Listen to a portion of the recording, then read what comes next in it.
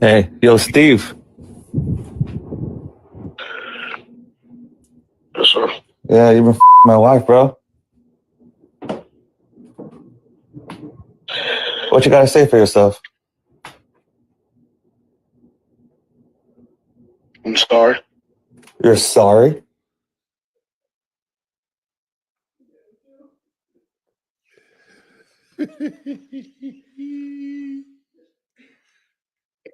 Well, listen.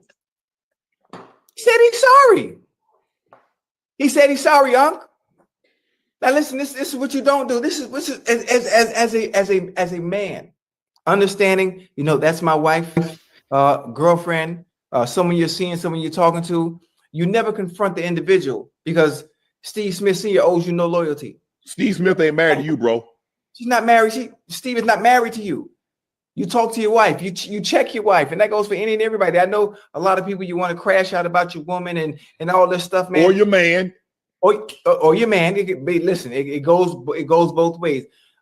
It always comes down to me again. Understand who you're marrying. Understand human nature.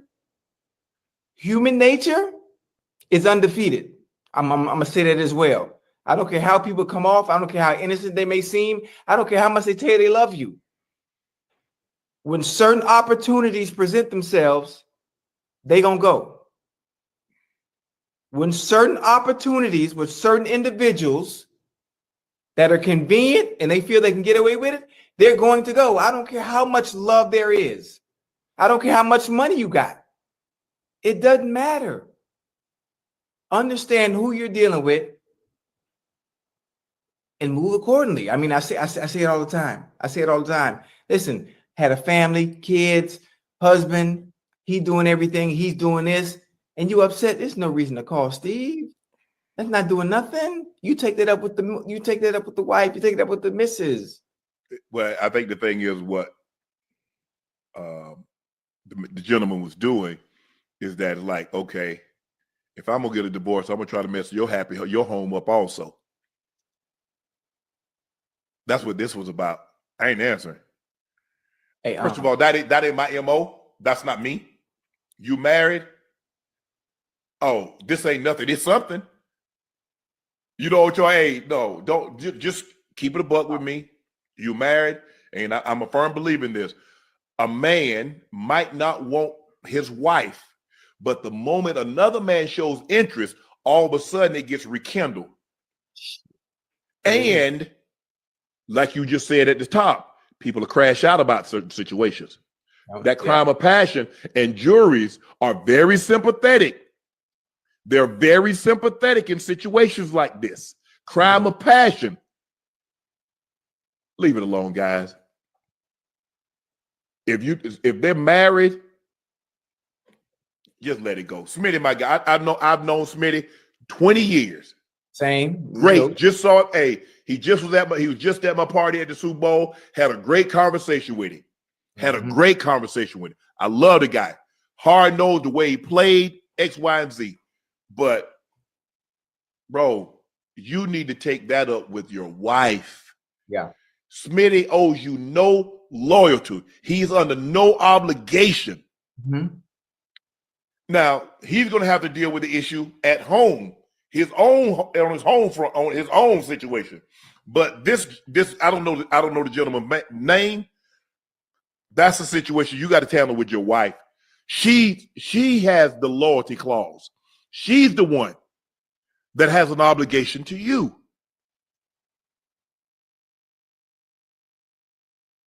Well.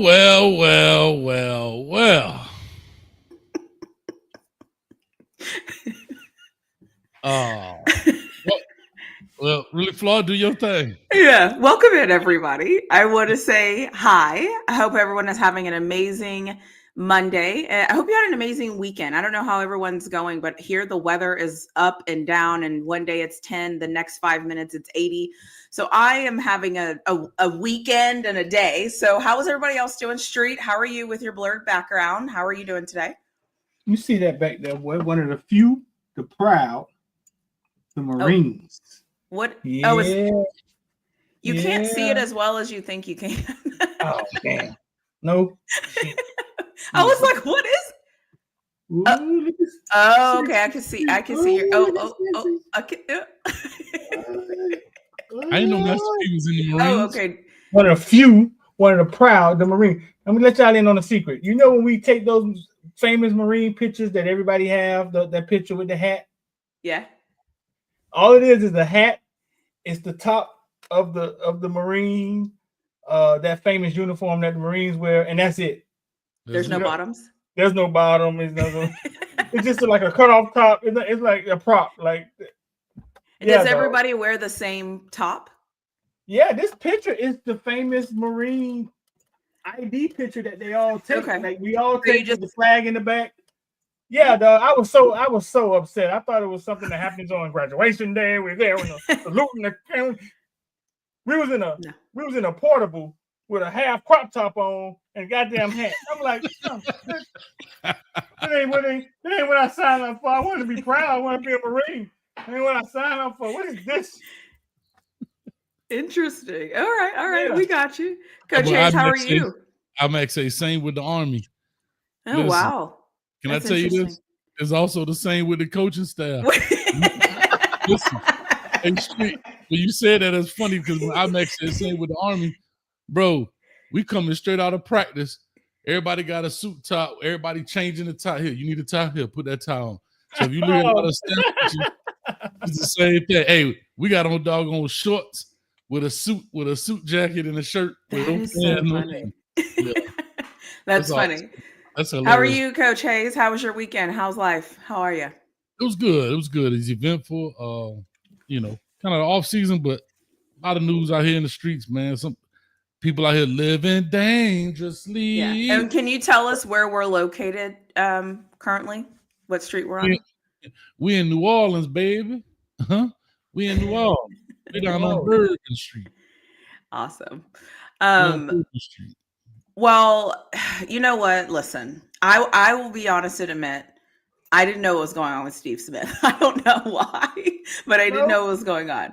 Nope. I had no idea. However, I've trained my algorithm to not send me things I don't care about. I've aced it because there's so many things that people are like, you didn't see this? I'm like, it never hit my timeline.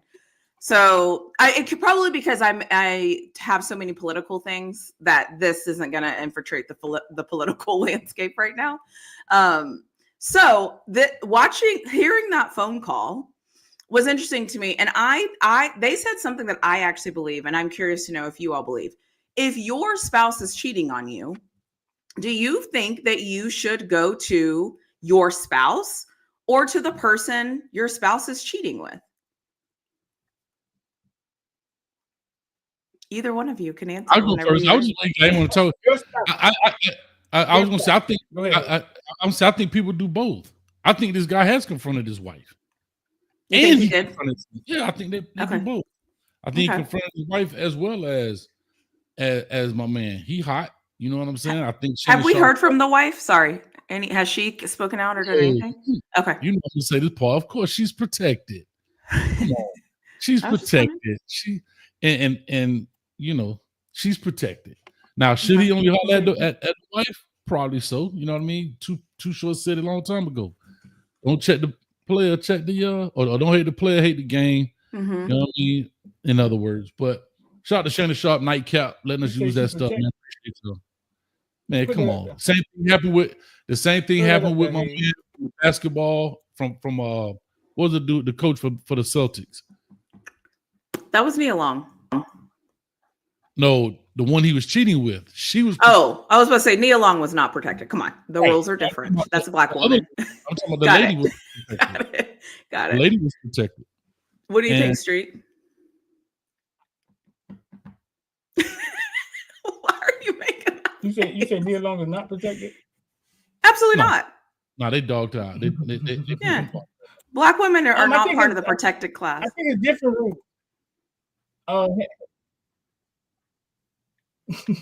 Victim, throw that up there, Hayes.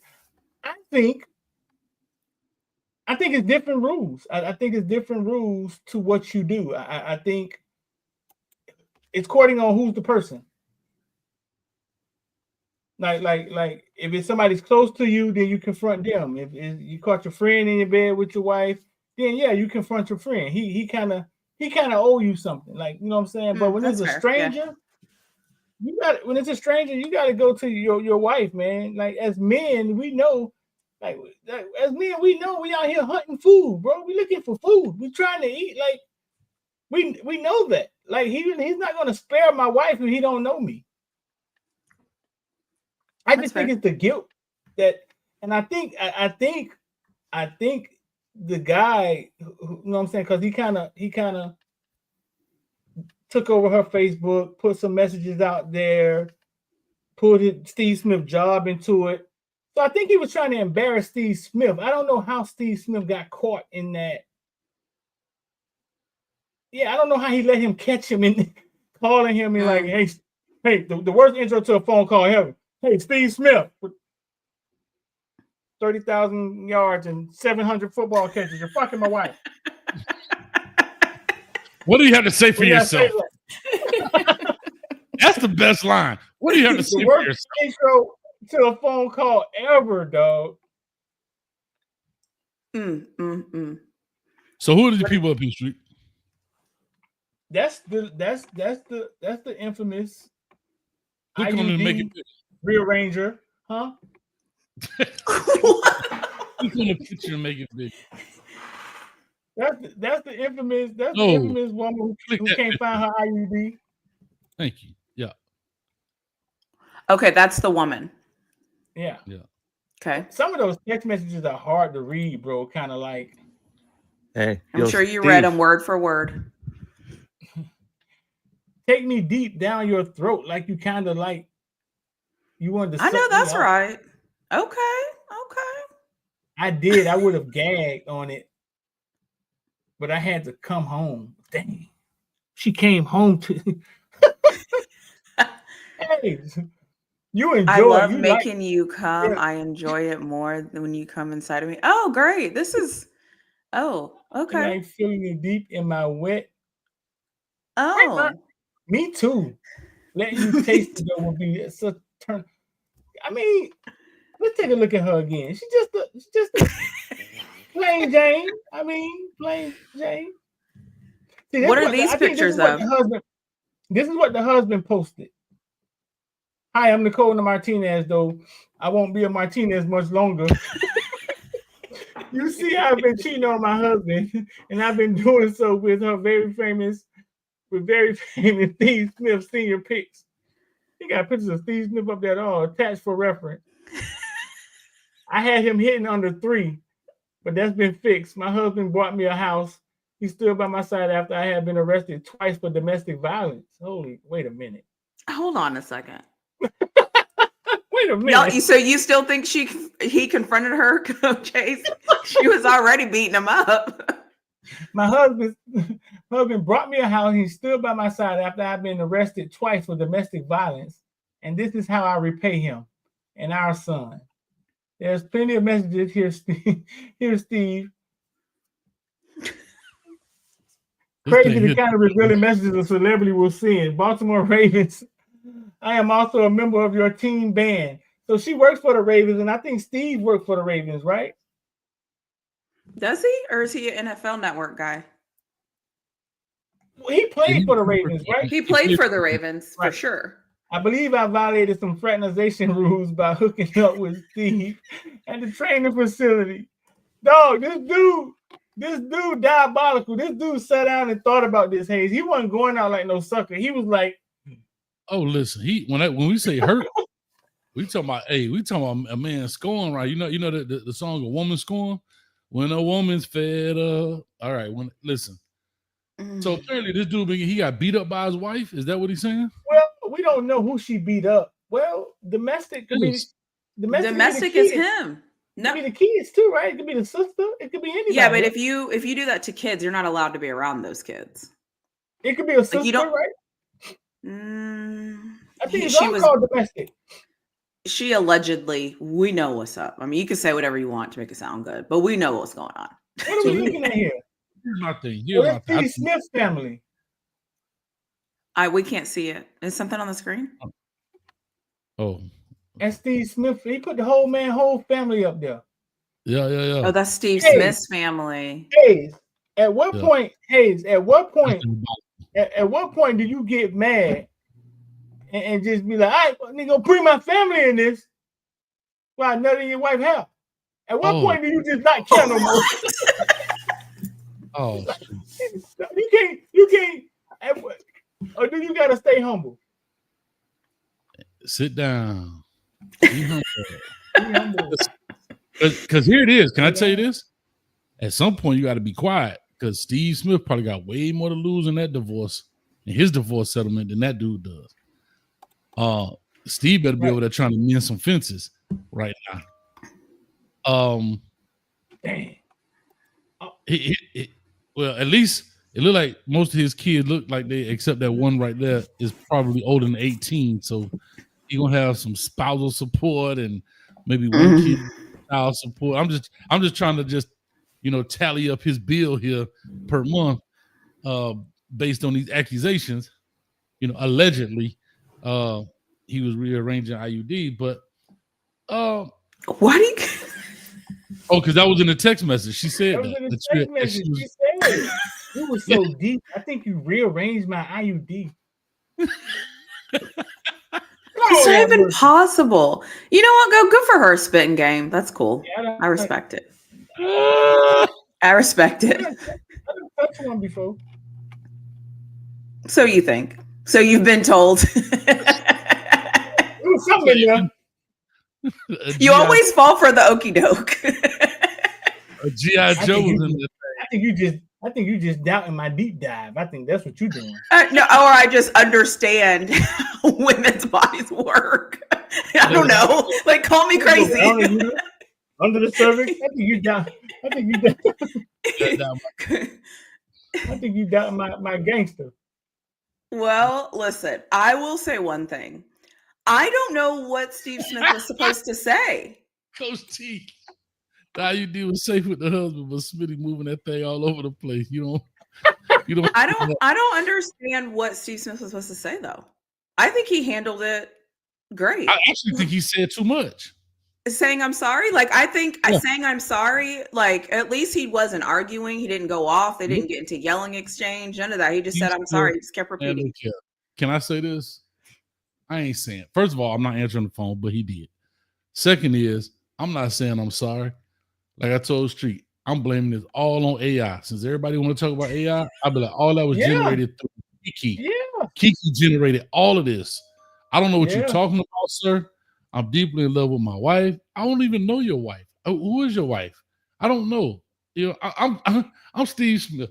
I got 35,000 yards out here. I don't know your wife. You know what I mean? I'm playing. I wouldn't even said anything. That's just me. I'm straight up AI, blaming AI, and I will be the first legal case of AI fraudism, if that's even a word. Steve Smith responded. Put that up there. You get a chance. I did. But no, Hayes, you're right, dog. Like Hayes, if you say, nah, man, he made that stuff up, man. I didn't do that stuff. What could they say? He would have to catch me with my hands out. That is not him. That's clearly AI. See, I was like, what?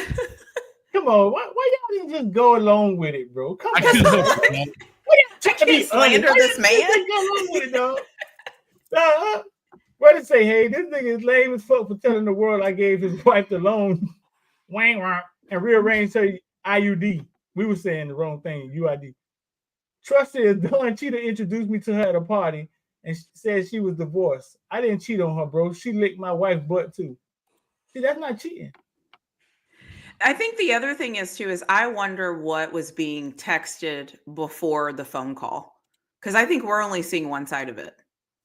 I wonder what the text message looked like before that phone call happened.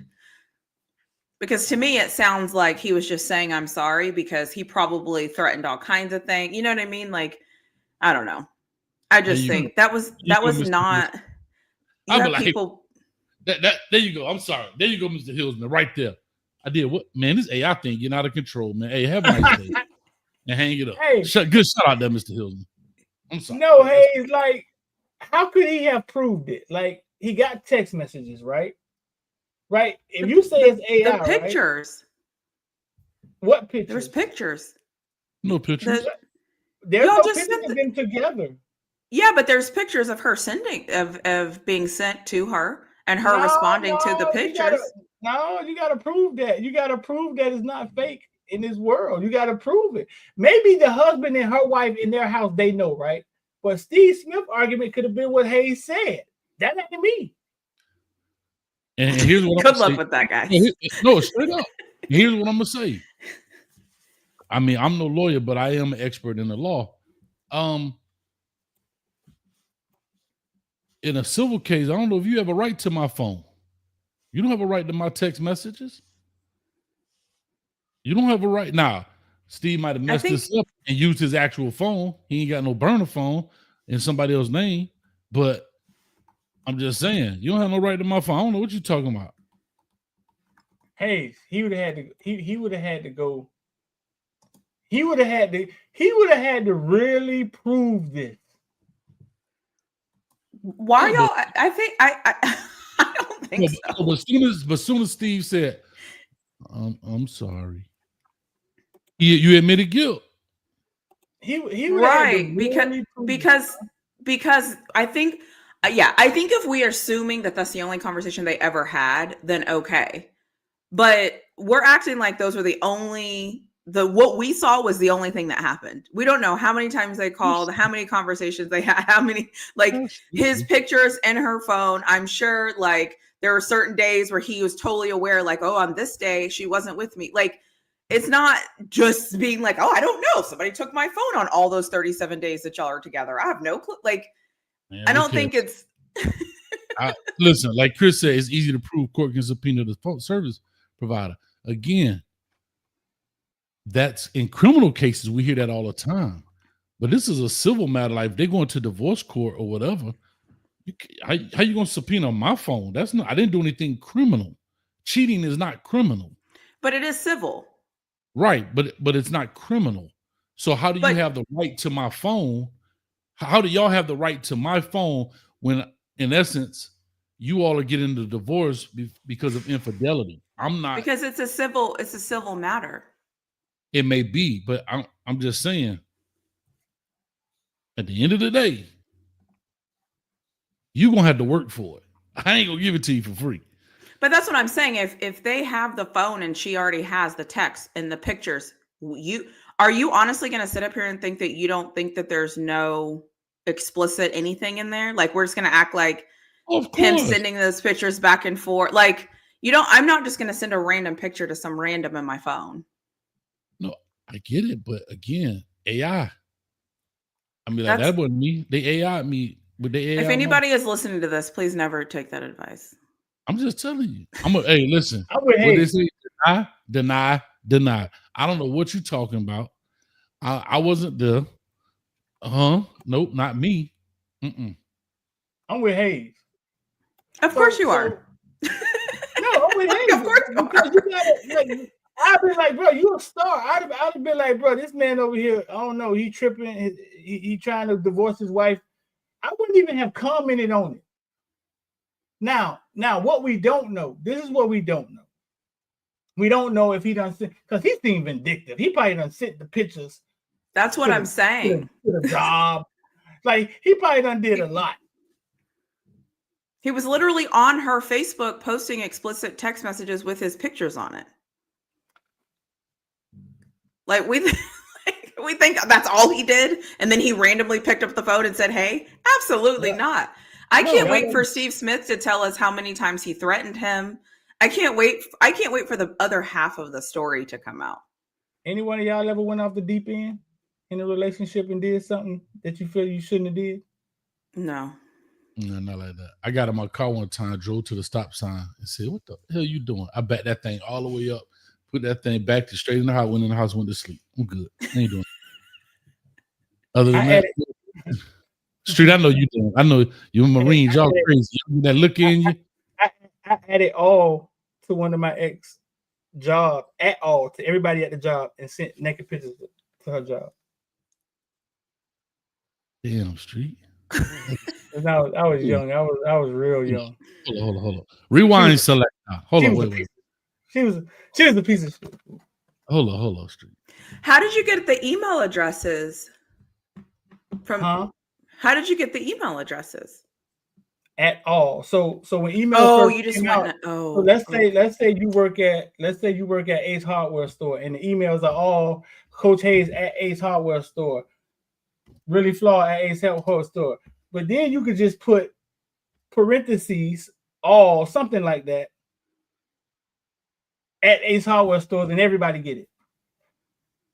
It was I had just moved back. It was a while ago. I had just moved back to North Carolina, and I was in a toxic relationship with this. She was super bad, Hayes. I'm about to say she had to be black and German. Want to see a picture of her? Want to see a picture? Yeah. She was black and German. She was super bad. Like she was super bad. Hold on, I don't know the picture. I'm judging you already. I'm judging you already, but I'm gonna really judge you on this picture because she looked like Battle Cat. What's the saying? What's I saying? Don't judge me. What you say? I'm sharing. Don't judge me. No, listen. I'm telling you right now, Street. Don't judge me. If she looked like a Battle Cat, I ain't never gone. I'm just saying. Hold up, we're gonna put a poll up. Did Street go too far? Did Street go too far? Oh no, I went too far. I'm gonna tell you the whole story. I'm being vulnerable here. So she live on Bourbon Street, y'all. Very toxic relationship, bro. Very toxic relationship. So I had moved back. I was moving back home to Miami. She was in North Carolina. She literally met somebody like on BlackPlanet.com in the military, and kind of had the dude call me. You feel me? Kind of had the dude call me on some like, hand me my woman now. Like, brother, you a pen pal. Like, you don't know her. So Hayes, I had it. There you go, Hayes. Put that up there. Trying to keep this her right here? This her? Yeah. Do we want to blast her like this? Can you be is everything okay? Okay, move the kid's face. Move the kid's face. Bad, right? Bad, right? Hello, Street.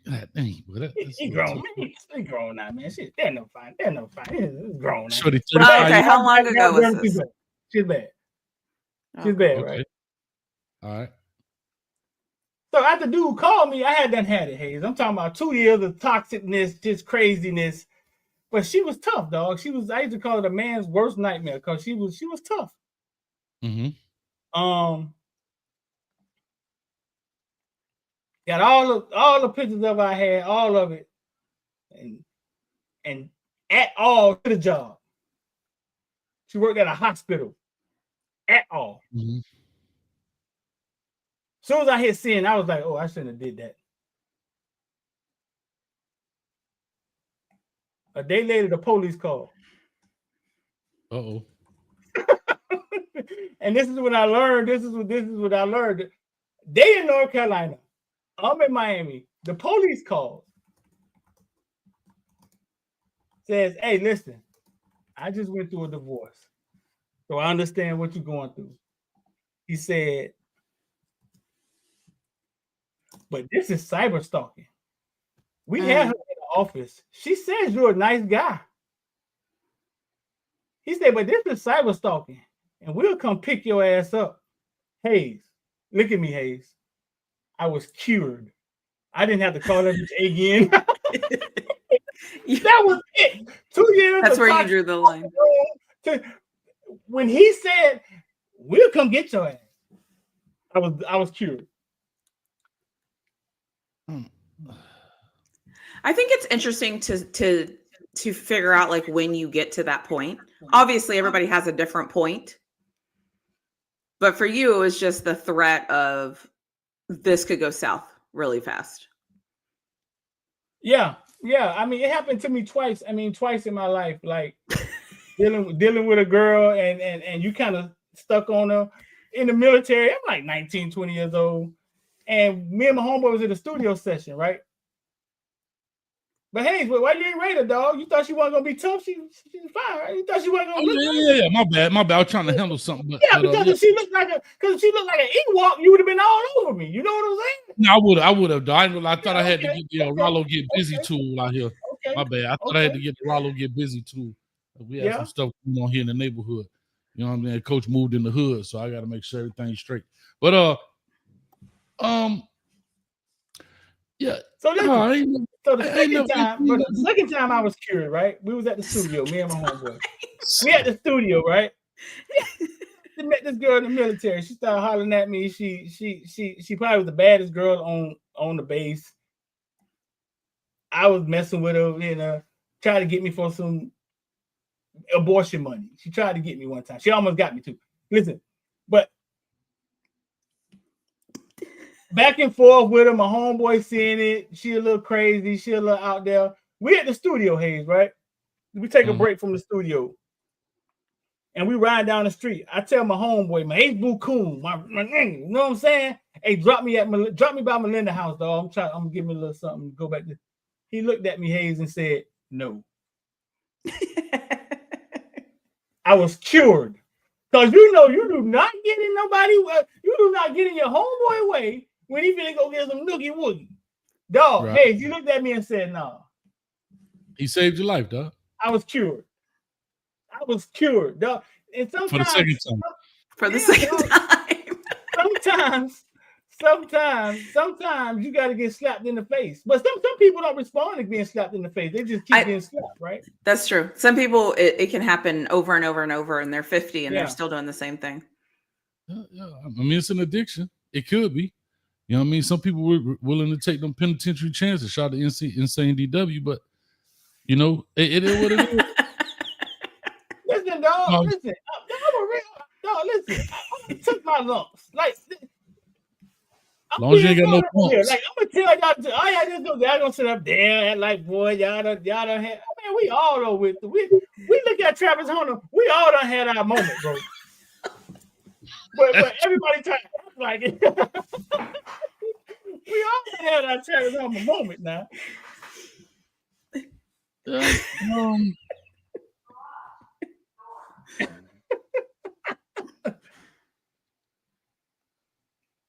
But the sending the pictures, dog. I had never been in a relationship where it was that toxic, dog. Can I go back for a second? Let me ask a question.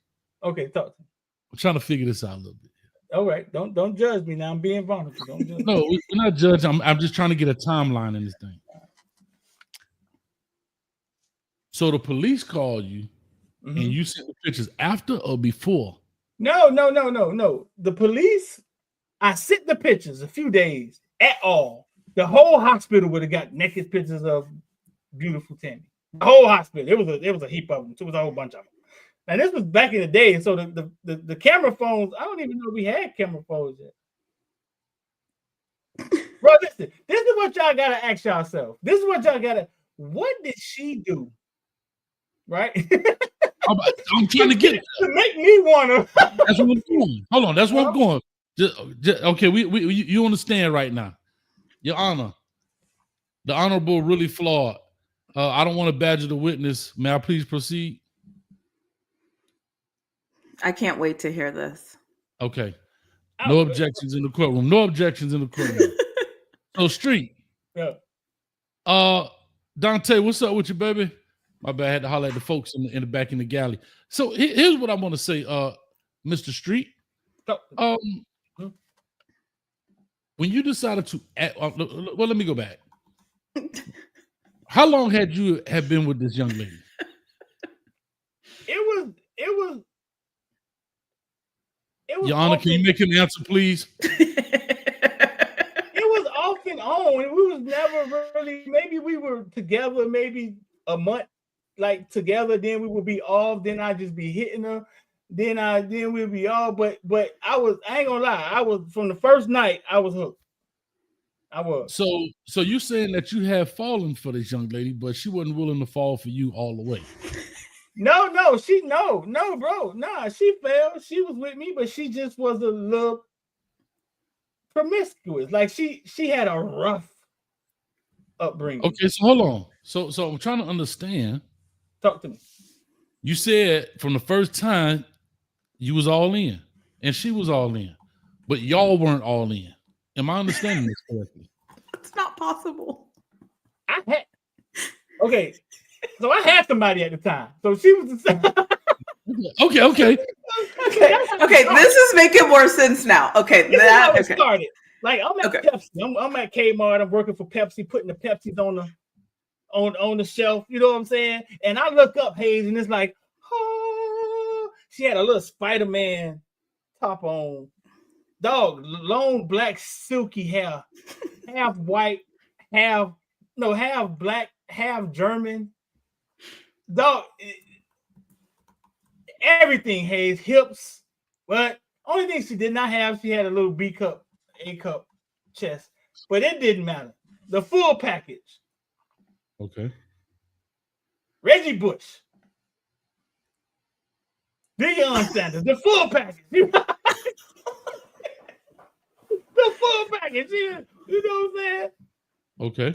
And then so I started on the side messing with her.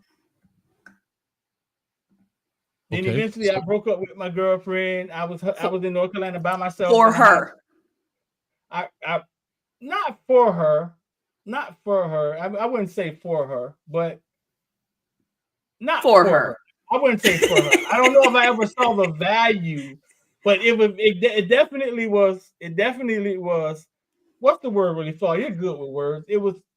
I didn't see the value in longevity, but it was definitely exciting. It was definitely. It was a good time. Yeah, right. Okay. So we would start dating, and then eventually she'll do something stupid. But I understood because her childhood, what she had endured, like as a kid. You know what I'm saying? She could never be like stable, like. And so when you realized that, you broke up with her. No, I think that made her more exciting. Okay, I'm sensing a lot of toxicity happening. Listen, Street like to walk down the alley with $100,000 worth of jewelry around his neck. He liked the thrill. He likes the thrill. Right? Listen. In Like the movies, when they depict the devil, right? How do they always depict the devil and evil, right? When they depict it with sex and they depict it with girl on girl, and like when they depict, you know what I'm saying? When you're in a place where it's bad, right? They always depict it like it's a good time in there. I don't know if you're gonna get out alive, but it's a great time in there. Huh? But I'm saying all that to say, a lot of people, it's the thrill of the hunt, right? It's the adrenaline rush, knowing that you're doing something that you shouldn't be doing. You know that, right? Right, but they were a couple at that time. We were dating. We would try. It wouldn't work. It was just one of those relationships where you can't get. We both was Scorpios. Right. Like you can't. So let me ask you a question. Uh-huh. During the time y'all were together, did you know she was for the streets? Bro, like I started realizing, realizing it. You know what I'm saying? I remember one time I went over there, knock on the door, because I used to stop over there for work sometimes, knock off, go to work. Like everybody. It's a dude in there. One time it's a dude in there. She met the dude that night on Black Planet. Like, you know what I'm saying? Okay, but you already had. He stayed for the whole weekend. But we're not together. But she my thing in a little small city, Wilmington, North Carolina, where Michael Jordan, in a little small city. So he stays there, he stays there for the whole weekend. And I'm by myself in North Carolina now for the first time because my baby mama had went back home. You know what I'm saying? Mm-hmm. And it was definitely toxic, dog. So by the time so maybe 2 years later, by the time I sent the pictures, I had enough. 2 years. Okay, so I'm going down this timeline now. So now 2 years into this, here's what I'm trying to ask. I'm trying to get to this point. So now you find this chick at Sandy Run. So you knew she was for the streets. Yes, but he didn't want to believe it. Yes. But then when you go to the door and the dude saying, "Hey, what's up, brother?" on the way out as you was going in, that still wasn't enough for you to understand. Like maybe this is what toxic is. No, because at that point it's kind of like it's what it was kind of like, even though she wasn't mine, it was kind of like, what are you doing, bitch? You got kids in the house, the nigga over there you don't know. Like it was like, wait a minute. Because I did care about her. You know what I'm saying? We know that part. But did she care about you? Right? No. The answer is no. That's why he lost it.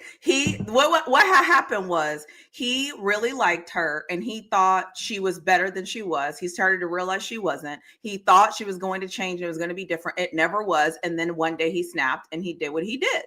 And he needed to do something that he knew was going to end that relationship, because when you get in those toxic relationships, you have to do something so drastic that you can't come back from, so that you can walk away. Put it back up there for a second, so they can see what I was stuck on. But listen, so you don't think she like me really far? Pull the head down. Pull the legit head down a little bit. Just cause. I can't. No, that's the. Let me see, man. Let's see if I can blow him out. I can't. That's the farthest it could go. But that boy is super grown now. He ain't no jit. Oh, okay. This is like a 10-year-old story. Yeah. This is 20 years ago. We just don't want to put little kids' faces on the screen. So here's my next thing. Let me see how. Let me see what. All right, but here's my next thing, as you say. So now at this don't judge me, Hayes. Don't judge me. I'm trying to get to the bottom of this, dog. I'm here to help you, dog. It's an intervention. You here to help? Yeah. It's an intervention. So now, my question is next: at what stage in this 2-year extravaganza that you were in, when you and the dude met, going through the threshold of love, as you walked through the door? No, it wasn't no threshold of love. No, I'm talking about the door. I'm talking about the door frame. The door, when you were walking in, he was walking out. Was that like year and a half? No, he wasn't walking out. No, I came there. He was there Friday, and he stayed there till Monday. So he stayed the whole weekend, so you couldn't even spend time with her because he was there? Yeah, but at this time I don't think she was mine, but I could go over there and knock her off. You don't think she was yours? No, I'm telling you guys, from what I remember, I don't think we were together, but I could go over there. She cooked for me. Love, y'all weren't together. Another man was in the house. What do you mean? No, and it was very shocking. Hold up, but so did you walk in the house and you saw the guy in the house? No. I just saw a truck, and I probably called her, and she was like, "My friend here, I met him last night on Black Planet." Oh, she was that honest? So listen, from what I know about this story, you were 100% wrong. She was honest. You were wrong. You were 100% wrong to send those photos. Like she told you. Like, what are we doing? She told you she was for the street. She's like, I just met him last night. He Here's my next thing. Can I just make a parallel here? This how y'all gonna act? This how y'all gonna act? Because I'm being vulnerable? No. This is the part where, like, we're trying to heal this. It's like when you put alcohol on something. It hurts at first, but you know it's making it better. So just understand what I'm saying, Street. This right here, that gentleman was Snoop Dogg, and you were Jody. So how long after the dude was there did you then everybody? Oh, I'm horrible with time frames. Maybe 6 months, a year later, when I went back home, I'm horrible with time frames. Yeah, you're painful. I'm sorry. So, Hayes. Yeah, all right, so I'm gonna kill a question. That good Hayes. Yeah, that good. I know. Everybody else did too. Oh, no. Hey, no. But it don't look like it's what it looked like when they give it to you. Really flawed. Okay. It's what she looks like. Like it's how it's presented. So you know what, Street? I'm sorry for laughing. Okay, you're being vulnerable. This is your space. I know because both of y'all had all perfect relationships, right? So I'm gonna see the one who went up here. No. It's not about having a perfect relationship. It's about knowing when to get out. Mm-hmm. And I thought this was like a thing where like you met her, whatever, y'all was doing whatever. Come to find out, the more you started to get to know her, then you realized what she was and you left. Then you said you were in a relationship. Then you said that relationship ended and then you got with her. And then you said for 2 years. And then you said you went to the house and there was another guy. So I'm trying to figure out like at what point were you like... See, I think it never... but that's what I'm doing. Hold on, I think when my first baby mama left, I was there by myself. She was just my girl that I messed with. But I think it never really got off the ground because I knew too much. She was for the streets. I knew too much, but I had a hard time messing with. I had a hard time stopping over there knocking off. I had a hard time not taking out of town for the weekend. You know what I'm saying? But she was a good time. She was still a good time. Apparently, for everybody. But she was. So I got so comfortable popping up over there doing what I want to do, and every now and then, you ran into another dude. There'd be another dude over there too. There's another dude that wanted the same thing. hey, really, a dude better. Hey, dog, the ticket line back there, you got to get a ticket. Like Publix Deli. Oh my goodness. 651. 651. Oh, not my turn yet. I'll just wait. Yeah. She can't be doing to him what she's doing to me. There's no way. I hope she ain't tired by the time she called my number. But anyway, hold on. Here's what I'm gonna say to you. Oh, all right. Wow. So we got all that. Here's my last thing, Street. Oh, I just did. Oh, wow. Okay. What made you? What was the triggering factor that made you at all her job? Right. Yeah.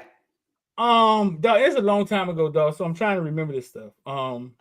You remember that dude was now at the he's house. Trying to remember. Oh, never forget that. That was pain. Never forget that. So I think so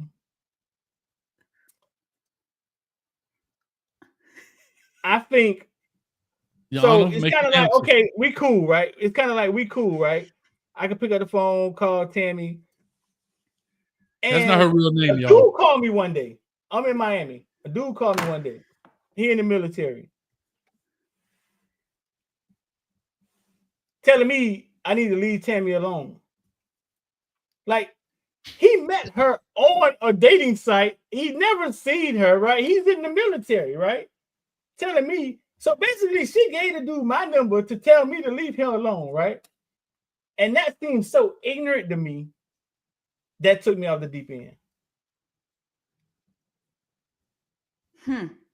Tell it again. So when the other guy reached out to you, you were like, because he don't know I had seen this story like 5 times. Like I've seen her meet guys online. You know what I'm saying? So he don't know her. Like, but he's standing up for her. You don't know that he don't know her though. What are we doing? He's standing. He don't. I just explained to you how he met her. Like they met online. She's in the military, so he's standing up for her. And I'm gonna say, dog, it's gonna be a long ride for you. But I was pissed off that the audacity of her to give him my number, and he's defending her and never met her. You know what I'm saying? So it was like, all right, bitch. Guess what? You know why I can't believe you fell for the hooky doke in her street. Because that first time he knew it was real, and I got to get rid of the competition.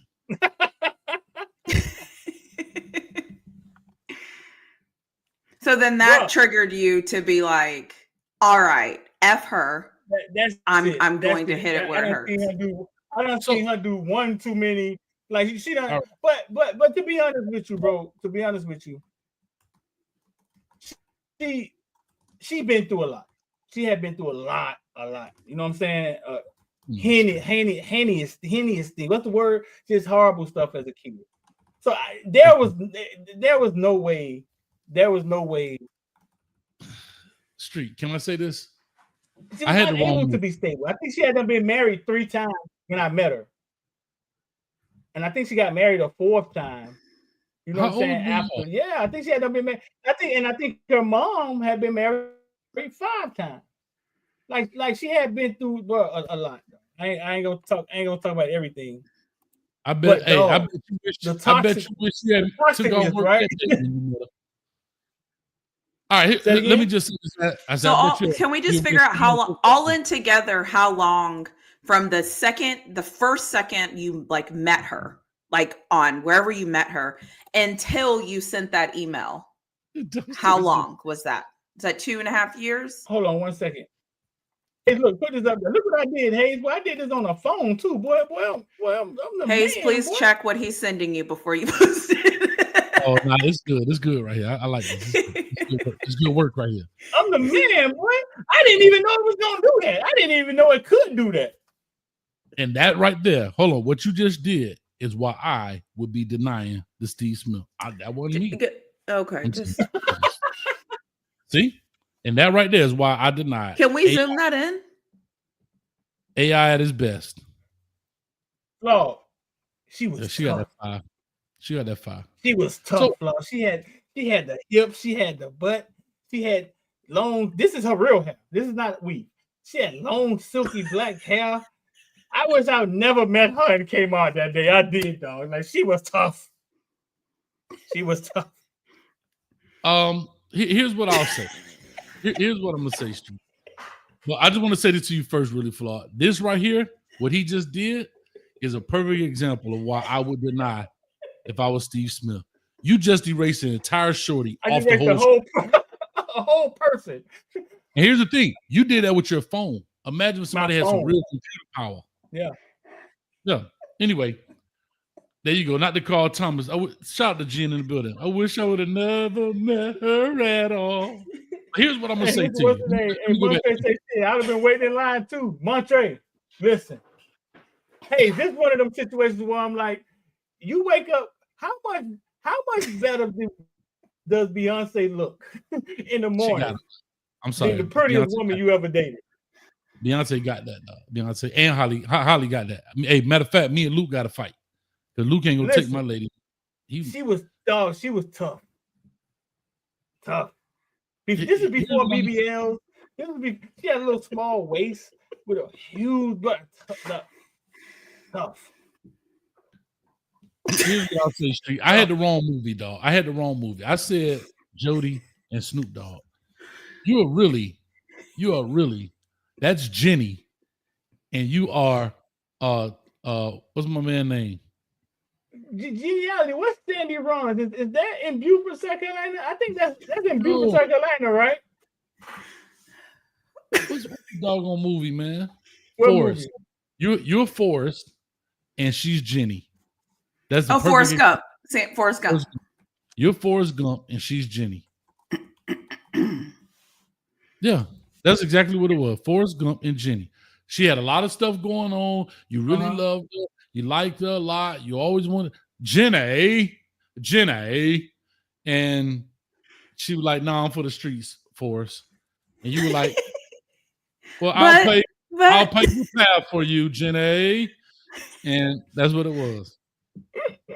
Nah, but she was tough, but had been through a lot, bro. Had been through a lot. We can tell. I remember one time she had never. Okay, last story. She never had like a adult toy, right? What are we talking about, bro? She never had none. For she what? had never had an adult toy, right? You got a line of dudes. Why does she need one? There's a line of people that are waiting their turn. Okay, all right. I keep it to myself. Y'all can't handle it. No, what you trying to say? No, she didn't. But you know what really flawed? That was the worst part. That was the worst part is that she thought she was okay because anytime she lose a man, there was 5 waiting, right? So she would validate herself, saying nothing's wrong with me because people always want me. She saved on batteries. No, and so it's kind of like a crazy dude with money, right? And he's crazy. We know he's crazy, right? What's happening tonight, though? I have no. Years ago, dog. You know what's kind of funny? I keep listening because I'm like, okay, it's gonna come around. Like it's gonna get like it's gonna yes. And then every time you say something, No, I'm there's like, no yes. I just told you how it ended. There's no yes. No. How it ended. All right. So Oh. can I clear this up so we can keep it? Hey, shout out to Louis. This is BET After Dark. All right. So after you sent the pictures, what was her response? She was like, "Cool, I got more clients," or what? Okay. So I send the pictures, right? Days go by, the police call me. He like, listen, man, I just went through a divorce, so I understand. He say, but if you do this, if you keep doing this, it's called cyber stalking. Now this is early, like in the internet, right? It's early. He's talking to you because you sent out the pictures. Yeah, because basically I sent out the pictures. At all, everybody at the hospital. Obviously, what happened was IT maybe caught it. The police was called. They had a meeting with the police, her back in North Carolina, you know what I'm saying, in the office. And it was like, we had her in the office. She said, you're a cool dude. She said, you know what I'm saying? You were in Miami at the time. You were back in Miami. I was back in Miami. They was in North Carolina. They were like, she said, you're a cool dude. But the pictures didn't go out. IT or somebody caught it, right? Okay. They didn't go out to everybody. So I don't know who actually saw it, but she probably was embarrassed to be sitting in that room. You know what I'm saying? Because whoever saw it was probably enough embarrassment for her. She probably knew the detective. Maybe. It's a little small town. I wouldn't be surprised. Hey, listen. So he calls me and basically says, that's cyber stalking, bro. We'll come get you. And I was cured. That was it. I was done, right? I can't remember what happened. I was cured, so I don't remember what happened. My memory goes away about her after that because I was done. You know what I'm saying? It was like, oh, that was serious. Dude at the job had already got it. He couldn't have them because they was mine. I took them. Hey, Pam McKean, that's also do the job. I got these. Hey, dog, you know what's crazy though, dog? I still have that email somewhere back in the email. Somewhere back in there. Back there somewhere. Hey, y'all do me a favor. Can we clap it up for my dog, man? He cute.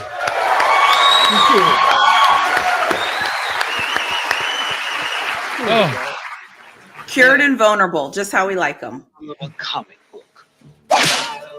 Right out of a comic. I love it. Street. Well, that's all right, man. But we're glad to have you back, Street. For the people who just get in here, this started with the Steve Smith thing, and I was asking them, have they ever done anything crazy in a relationship? No, and I'm gonna tell you, I don't have any good. I'm not the crazy type. Like I get branded as the non-emotional, non-person relationship. I don't like women like that. I don't like chaos like that. Like I don't like stuff like that. 2 years of that? But let me explain something to you. Okay.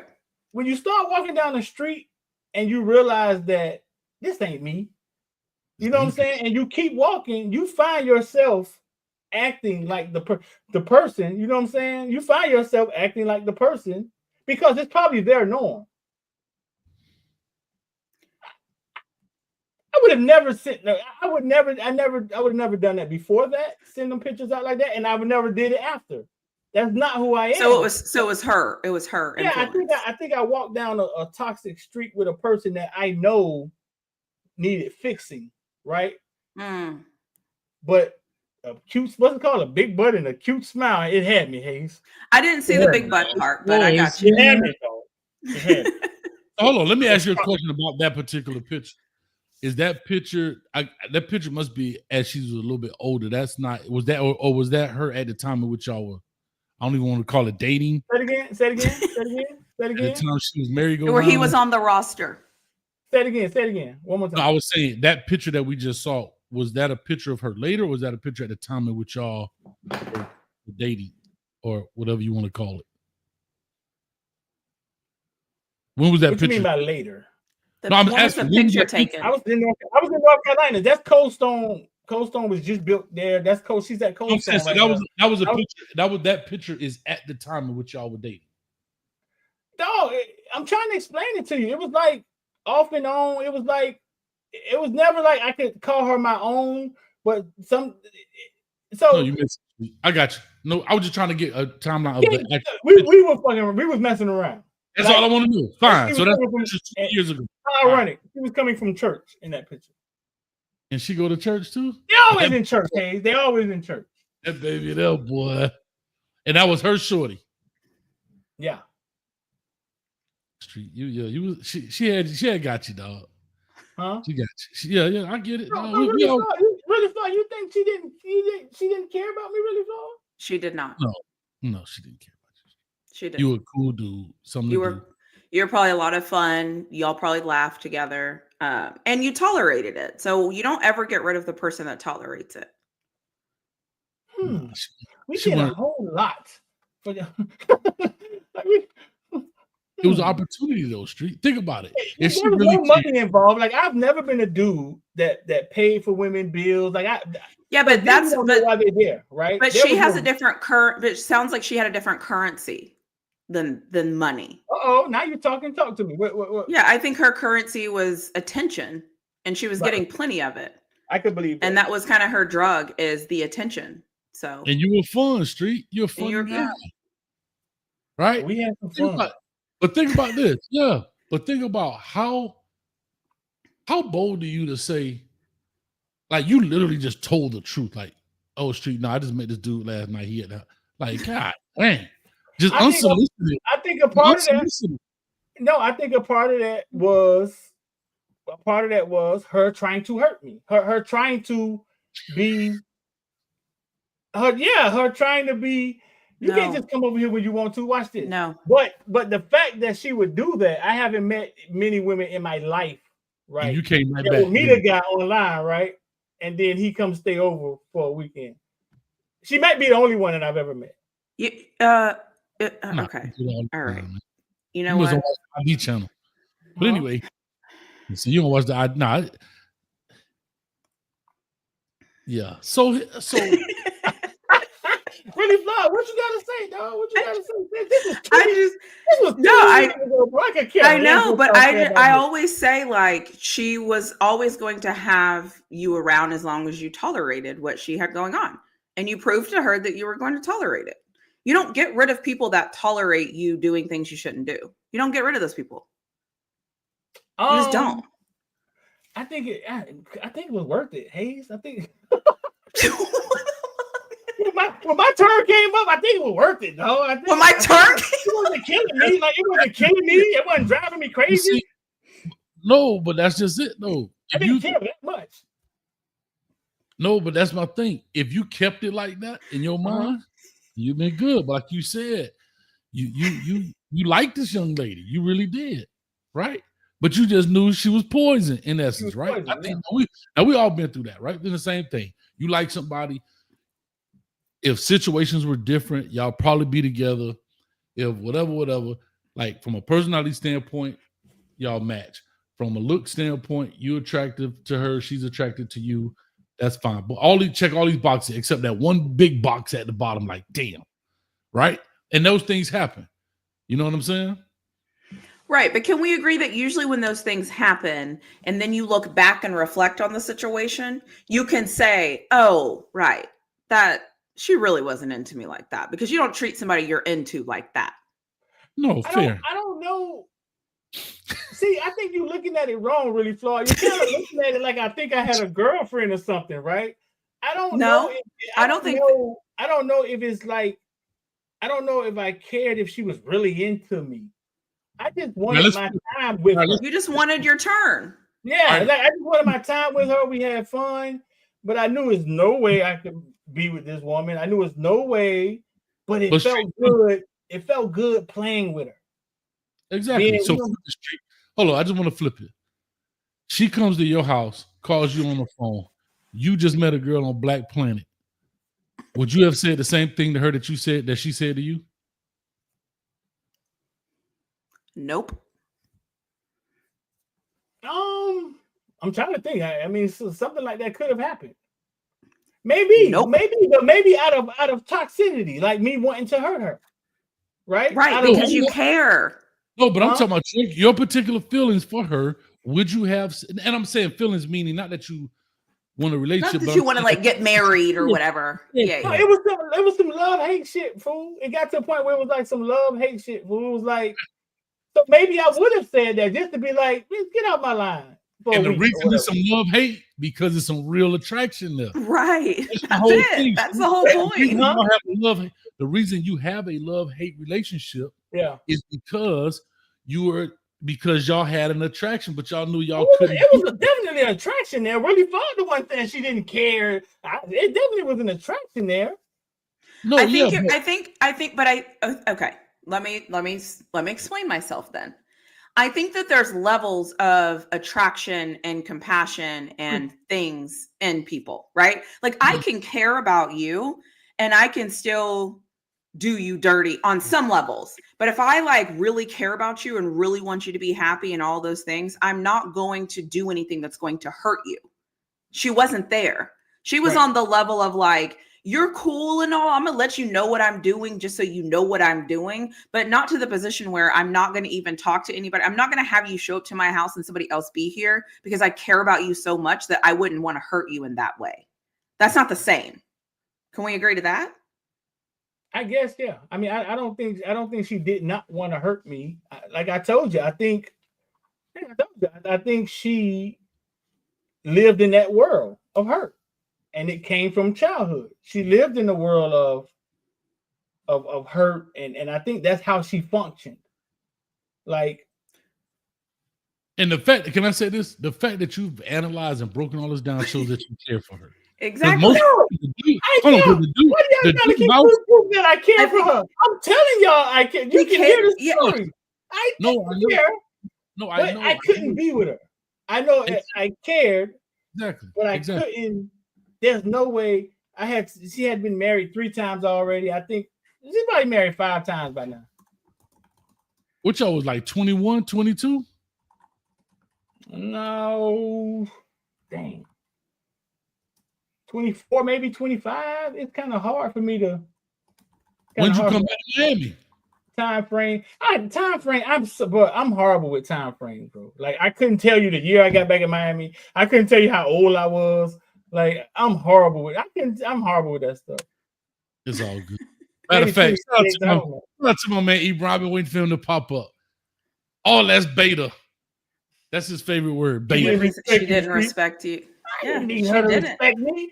Like Miss Jenny Allen kind of summed it up. Like I think this is what y'all don't understand. Like when you're in the military, right? You come through the town, and there's women there, right? And you know that there was dudes here before you, right? They just got shipped somewhere else. And it's like everybody just, you know what I'm saying? And that's the mentality I was kind of going off of. I had just got out, and it was kind of like I wasn't trying to. No, but not going on, though. I had just had my first baby. My first daughter was just born. They had just. Can I ask something? Are you trying to convince us of how you felt, or are you trying to convince yourself that's how you felt? About what? About the situation. I'm trying to convince y'all about nothing that happened 20 years ago. Hey, Street walked out the house tomorrow. Hey, Street, you walked out the house tomorrow. Storms will come. Bro, listen.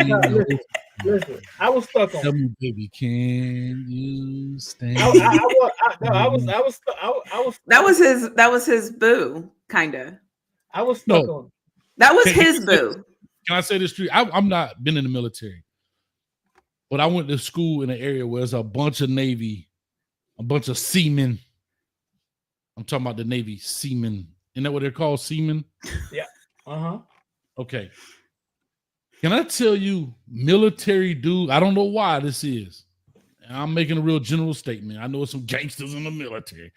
But, boy, them military dudes be falling head over heel for the locals, boy. Them local girls be plotting. Like when they go to the club, like used to be a club called Sugar Hill. The local girl, the military dude, they know they military. I was in Newport News. There's a huge naval base, like Navy area, Norfolk, all that area. I know exactly what you're talking about. But this is Wilmington, North Carolina. Like where Michael Jordan is from. This is a small beach city, like. No, but I've seen a military guy, like to your point, I've seen the military, you were talking about the locals and they get shipped out. Yeah. I see guys, and you know what? A lot of those women, they're looking to get chose, as they say, right? Because they know those guys benefits, the marriage, to take them out of a small town and become a military wife. And so, yeah, they may run through 5, 6, 7 different, I don't know what they call platoons or rotations or whatever it's called in the military until they find that one dude. And then when they go off to sea for 6 months, let me tell you something, boy. Trust me, he ain't the last seaman she saw. Bruh, I remember the first time a married lady in the military, I tried to holler at her, and I didn't know she was married. And she told me, I'm 19 years old, 18. Wait till my husband go on tour and holler at me. He'll be gone for 6 months. Married, though. And that left such a bad taste in my mouth about marriage, right? Like, it was like, what? I'm a young kid. Like, my parents wasn't married. So that's my first experience of it. It's like, did you really just tell me that? Trust me. Listen, I can tell you about the military. Why? Because, bro, I just gave you an example, bro. I was shocked, bro. I was like, what? Bro, you don't even know. That's my whole point. You don't, because here the thing is, you know when them ships come back in, because it's a big influx at the clubs, right? And I had to put 2 and 2 together, Street. Oh, girl just disappeared. And I put 2 and 2 together. That guess what? She disappeared because he appeared. Yeah. See, that's what I'm saying. You don't. You was Steve Smith. But I ain't know. I ain't know, but I ain't know. I'm gonna call you. I'm gonna call you right now. Okay. You better say I'm sorry. Yeah. Okay. Yeah. You fucking my wife, man. I was on tour. What you got to say for yourself? I'm sorry. Sorry. No, but think about what I'm telling you, Street. And most people don't put 2 and 2 together. So just imagine you out somewhere, you catch your girl from January till June, y'all kicking it, and all of a sudden she disappears. That's 6 months of no phone call, no more, no nothing, no response, and you like, damn, what happened? Not realizing the ship has just come back, the aircraft carrier with 5,000 people on it. Really flawed. Help me out, really flawed. Because what Hayes just explained was my experience also. So give me a percentage of women who men go off for 6 months, right? What percentage of those women you think just gets another boyfriend? Or just have a boyfriend until he come back? The ones that, probably 95%. Based on what he's saying, probably 95%. So 95, hold up, this will be, so really, Flaw, you're saying these men are in the military, they're paying all the bills, she's staying on base. Sorry. I'm sorry. I thought you were saying how many of the women that did what Coach Hayes did it because of the military. You're asking how many military spouses are doing that. Okay, I'm gonna break it down. If there was 10 military spouses, right, with marriages, and those 10 husbands went on the tour for 6 months, how many of those 10 women just get another boyfriend, start screwing around, and then do what Hayes' girl did, just go back to being married when he comes back? What percentage of that? It's probably pretty high. Give me high. Especially if they're young. Probably, I would say if you're under 30, I would probably say it's probably 75%. I would say if you're over 30, I would probably say it's like 50-50. So if you're under 30, you say 75%. I think if you're under 30, you're more likely to do it because you don't know what you're really gotten into. And a lot of these people rush to get married before they get shipped off.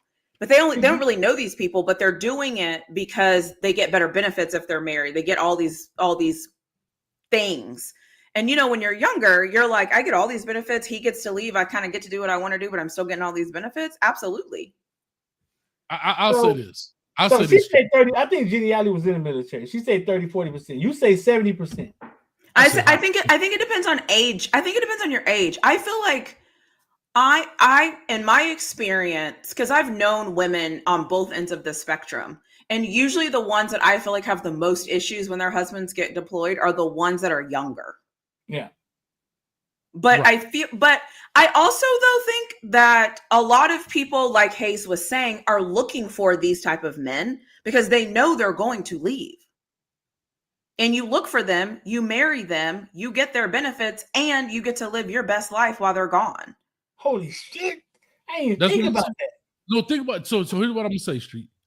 I think that percentage goes up exponentially after the second tour. The first tour, when they got married, she's like, I love him. Like, say they 19, 20, 21 years old. 6 months. Oh, Johnny, I love him. No. And then he comes home. He's home. I don't know how long they stay home, maybe 6 months. And then he leaves another 6 months. And then she like, I'm tired of it. Yeah, I need my back itching. I need somebody to scratch my back. So now the newness of the marriage has worn off. Now it's what it is. And then you remember you talking about 19, because remember we all in college. When you go to the military, it's like going to college from an age range, I'm saying. We're all 17, 18, 19, 21, 22, 23 years old in that same. And if you're in a college town like I was, where Newport News, Norfolk, y'all all in the same age range. But yet, that's almost like saying the girl that's a sophomore in college or a junior in college is married. That's kind of rare. But they're not marrying college students. They're marrying the locals. So she from Hampton or from Newport News or Norfolk. So she know the lay of the land. You understand what I'm saying? It's when I put two and two together, when that ship came back in the club, because I used to work in the club. So when the clubs got a little busy, I'm like, dang, the ships came in. You could tell when the aircraft carriers came back because the clubs would be full. Like you could tell that very first weekend, they want to go party. They got a pocket full of money. They buying bottles. They spinning out. And I said, dang, this monk done disappeared. The hell? And that's what I realized. Yeah. I think I experienced that, Hayes, but I never thought about it. I never figured that out. I think. So tell me this. So what is marriage? So why do so many men think that they have a faithful wife at home? Because every time you get the truth from a woman, right? Like really flawed. It's like so all these military dudes think that they can leave their wife home for 6 months, and you're saying that they don't. But I think on some levels you have to know that it's a possibility. I also think no man thinks that about his wife. Well, no then man. That's that. Okay, well then that's the first problem. Is that you don't think it's going to be you? About his wife is a dude in prison, maybe. Okay, well that's the first problem. So we need that. So maybe a little education needs to come along with this because that's a problem. But I also think that you want something at home. And like I said, you get more money. You get more money being married. And a lot of people see the more money and they're like, listen, it can't be that bad, right? Like, yeah, and I think the demographic of people we're talking about also are like, I think they live a different life and have different things that they focus on. I don't know what it's like to be dating somebody that's gone out on tour. So I don't know that. I don't know. Can you how often do you get to talk to them? What do they, I don't know. You know what I'm saying? So like, I can't explain to you what that feels like from like a woman's perspective, because I've never had that experience. Listen, that's why them dudes quick to blow the oven up, right? They quick to shoot up the club in the military. They have kids quick, boy, because they be going ham in that thing. Because they be going home. I'm telling you, that's what it is. And Serrano been saying he loved toxic women for like an hour now. Yeah, what were we? Hey, listen, shout out to he was intrigued with the Tammy story, dog. Listen, shout out to he exposed himself. Listen, Angel. I don't care what y'all think. I wouldn't tell a story if I gave a fuck what y'all thought. You know what I'm saying? This is listen. Like, Angel is my defensive coordinator on the team. Shout out to Angel. He's the defensive coordinator on the team. You know, you got Villains. That's a DC right there. He's the defensive coordinator. Yeah. That boy exposed himself. Yeah. You exposed I don't know. Anyway, so yeah, I think I don't know. I don't know. The Tammy story. We should write a narration. Next Monday we'll do chapter 2. Happen, right? I'm streaming this on Facebook, right? This is what Facebook gonna do. Facebook, you know, Facebook. Sometimes when people take my videos on Instagram and stuff, Instagram shows me. Like they bring it down my timeline. Hey, look what this punk ass nigga done did. He took your video. Because it'll be somebody I'm not following. Right? You know Facebook gonna find her. Right? Yeah. Mm-hmm. That's what I was telling you. So I might just so Tammy. For people who don't understand how social media work, for y'all who's still naive, right? Like still naive, right? Yes, it will find faces. It's doing all type of stuff. It's checking your phone. It sees the phone numbers. It sees what phone numbers talk. Like it's doing a lot of stuff that y'all don't understand. Geo-tracking. Yeah. Yeah. So it definitely knows we're talking about her. So I bet you somehow it figures out a way to run this because it sees her face in it. I got a Facebook request, a friend, not request, but suggestion with somebody I work with, and I ain't never spoke to that person a day in my life because it knows our phones are in the same proximity. Yeah. It's geo-tracking. The girl Queen Bee of Sports that used to work with Footballville. We were like in Bradenton, Florida at a youth football tournament. I had to get a hotel, and I walked by, and the Kansas City Chiefs was in the hotel room too, in that hotel too. And I walked by a room, I saw this girl in the room, didn't know her, right? But we all was from Miami. We just happened to be in Bradenton. Got in the room, and Facebook sent her down my timeline. She did like kind of what Footballville is. She would record the games and go live. I didn't know her though. You know what I'm saying? Facebook sent her right down my timeline. Like, I was like, they never did this in Miami. Like, Now they were talking about that, like the stuff that you like. If I'm in close proximity to you, if you look at certain stuff, it'll put it on in my algorithm. Because if I hang with you, we may like the same stuff. So it'll start sending stuff that you like to me and stuff that I like to you to see if you like it. I'm telling you, that's crazy, man. That's a little nuts. But anyway, 333 people in the building, man. We had Tammy time. Shout out to Tammy. So wait, what do we think about? What do we think? What do we think about these spring games and these teams canceling these spring games? Do you all have any thoughts or any opinions about? I agree that everybody wanted kids to get paid, right? So when money gets involved, and everybody wants the transfer portal open, these kids should be able to leave. When those things happen, things got to change. Like, I don't want to be putting my second string quarterback on display so Tennessee can come get them. That's just what it is. Because all these schools that are stopping their spring games, right? You know why they stopping them, Hayes? You know why Ole Miss had a flag game? Because they the main ones scouring the internet, stealing people's kids. Mm-hmm.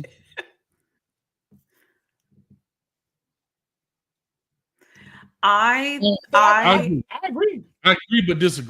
I agree. I agree with that. I also think too, because I think there's a multitude of reasons why this is happening. Yes, I think one of them is the stealing kids aspect of them. If you don't give people the opportunity to see who you got, then they can't be interested in them. That's kind of the theory. Okay, cool, whatever. I actually, and I know that Coach Sark is saying things because he needs to say certain things to, he's the coach of the University of Texas. I get it. He has to play a little bit political talk. But the other thing is, if you're going to fight against things that you don't like, you have to kind of do things that makes people feel uncomfortable. Because the angle he's taking is, we played 16 games this year. We started from August till January 10th or whatever that date was. And now less than 60 days, you want me to come back and have a full-fledged spring game. My God, nobody has even gotten to recover. Nobody's really had time to take off. I'm telling you, that's what he's saying, is because that is how he has thought to say it is about the athletes, because the thing about his argument is you can't come out and say we care about student athletes, and then the coach gives you an excuse as to how we can protect the athletes, and then you come back and say, no, we're not going to protect the athletes in that way. So it's a setup, and it's brilliant, and that's why I'm like, I don't think we're going to get the spring game back until they close the spring portal. I think if they close the spring portal, I think you get the spring game back. Now you talk. Okay, so Flaw, can I say this? First of all, shout out to Coach Sark. But that was some political bull crap right there. Did you literally not hear the first 3 sentences that I said, that I know that he has to say these things to like make people happy? I want to make sure, because I know Coach Sark watches this show. We real close friends. We talk all the time. I just want to make sure he knows that I know that he knows that I know that he full of Longhorn-ish.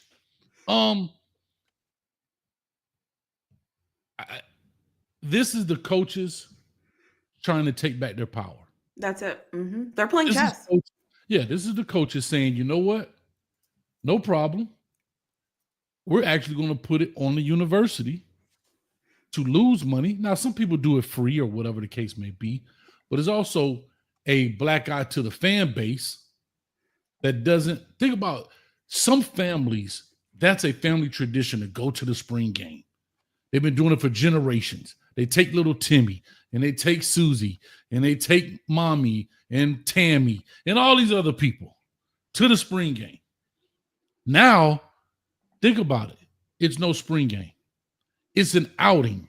Is it a real testament to what you're going to have in the fall? Probably not.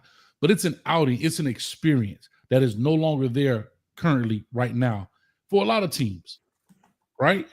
Because think about these fan bases. They do want to see what's coming next. Who's the next coming? Who's going to be the next tight end for Miami? What does Beck look like? Even though I know he's not playing in the spring, but imagine, let's go back to the Cam Ward days. What is Cam Ward going to look like at Miami? Well, at least we got a glimpse of that, right? Now that is now being stripped away, and it's all due to what you just said, Flaw, the portal. Because I don't understand why you can transfer 4 times in a portal. I'm not understanding the logic behind it. I understand after the season is over. Fine. You want to leave? Dip. Cool. But then you can leave again before the spring game. Then you can leave after the spring game. I don't like it here either. You're not leaving the summer. You got guys walking onto a team mid-July or first week of August, and the first game is in 4 weeks. Right. It's crazy work. Yeah. So this is a true. This is a true. How do I say it? A strategy from the coaches to do that, to try to get their power back. I agree. And that's just how I see it. Yeah. But shout out to Sark with that old. It's about the players and their health. Right. So I also think what he's doing is there's been talk that the college football, sorry. There's been conversation that the season is also too long. And so I think that's why he used that, is because they also are trying to get the season, like, what was it, like 10 games before, or 10 days before each playoff game. Some teams didn't play. I think they said for like 24 days. Like, there's so many breaks and the seasons are so long. And so I think, so that's why I'm thinking that, and that's why I started this by saying, although I get he has to play a little bit of a political game here, I would never say he's not. That's what being a coach is all about. There's multiple things that are at play here. One is the spring game. One is the transfer portal. The other is the season is so long. And these kids are playing a ton of football. And if you're going to do that, fine. But we're going to take some of our power back. Deal with it. I just think, like when it comes to Street, you saw that, Street? Yeah. Man, you over there cutting video. You ain't see that gangster walk on. Move it back. Yeah, that Where gangster. Where we at, dog? Nolans. We in Nolans, baby. Like old pissy New Orleans. Yeah, right on Bourbon Street. But anyway, yeah, man, I think it's sad like again, shout out to the University of Miami. They're doing it again on the ladies soccer field. Like I think it's such a slap in the face to the fan bases that spend their money and they get an opportunity to. Oh my God, bro! I understand the business side. I still understand. I don't understand the Miami Hurricane thing about doing it on the soccer field with 500 seats or whatever it is. Now that I don't understand. It's like trying to jump in the water and not get wet. Like if you're gonna do it. If you're not, then don't. Like, yeah. Why? yeah, So you could do the Trash Powell at least at 10,000 seats. But I also think when you were trying to make change, you have to piss people off, you have to make people uncomfortable, and you have to make people take notice. I think that is what Matt Rule is doing. I think that is what Coach Sark is doing. I think that is what Lincoln Riley is doing. Like if enough of them take a stand and band together, they're going to change rules because you want those people on your side. You don't want those people going against the system. I mean, even players are so excited for the spring, bro. Like even players, you know what I mean? Because a lot of these players, this is kind of like their preseason game. This is their opportunity to kind of show their skill on a stage where they were getting very minimal reps. And this is their chance, you know, to be the projected starting linebacker coming in or the projected starting running back or whatever the case may be. It's their opportunity. But I don't know, man. I just think sometimes you're killing, when we do a lot of this stuff, you're killing the fabric that makes up college football. Right? But haven't they already killed that with the transfer portal? Yeah. That's a piece of it. No, but that's a piece. No, that's a piece. You're right. But now you're going to take, like, spring ball in college is a thing. Like, you know what I mean? Yeah, it may be bland or whatever, but it's a thing, man. Think about it. You got colleges putting 100,000 people in the stands for a spring game, bro. They're going to have spring ball. You just not going to see it. That's my point. That's what I'm saying. They may even have a spring game. I think Miami's having it at their home field like they did last year, but they are. You know, Mario's a Nazi when it comes to stuff getting out. I'm sure eventually that's going to stop too. Yeah, I think we're doing, I think they're going to end up doing like an open practice or like an open, you know, just like a day we can kind of, like the NFL does, like a training camp day. Come on, Johnny, Utah. I hear what you're saying, Hayes, but that's what practice for. No, I get it. It is a practice. But it's also like spring football. No, imagine there's no spring football in Dade County. I also think, though, is there a... All right, Street, come on, dog. That's big right there. Them spring games.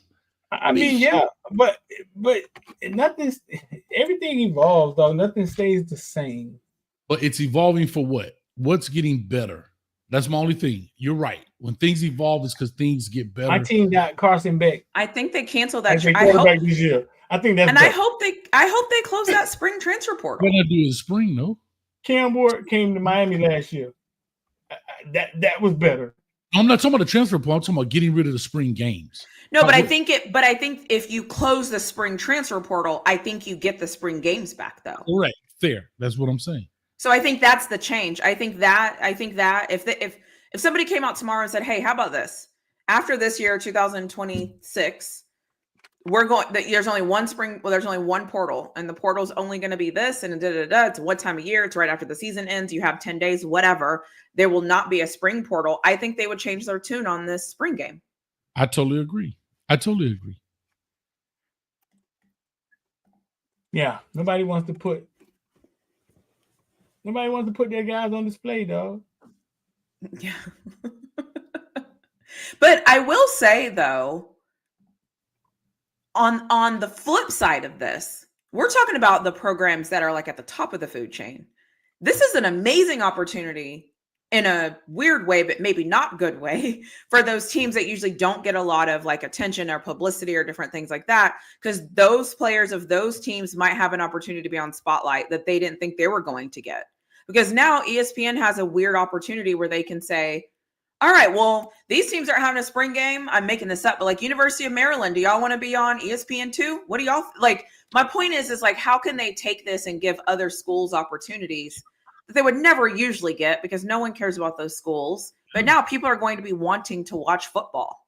And then Maryland gonna be like, soon as Michigan come take their quarterback, be like, oh, that's why I said maybe. That's why I said maybe. Exactly. It's just like that. That's what I'm saying. You know, it's almost like, what is the purpose of the NCAA?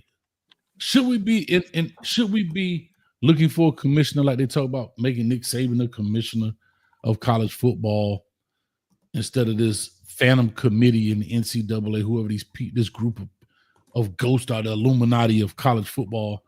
Like, it's okay. I believe in the evolution of things. I get what you're saying, Street, and I understand the transfer portal. I get that, but now you're starting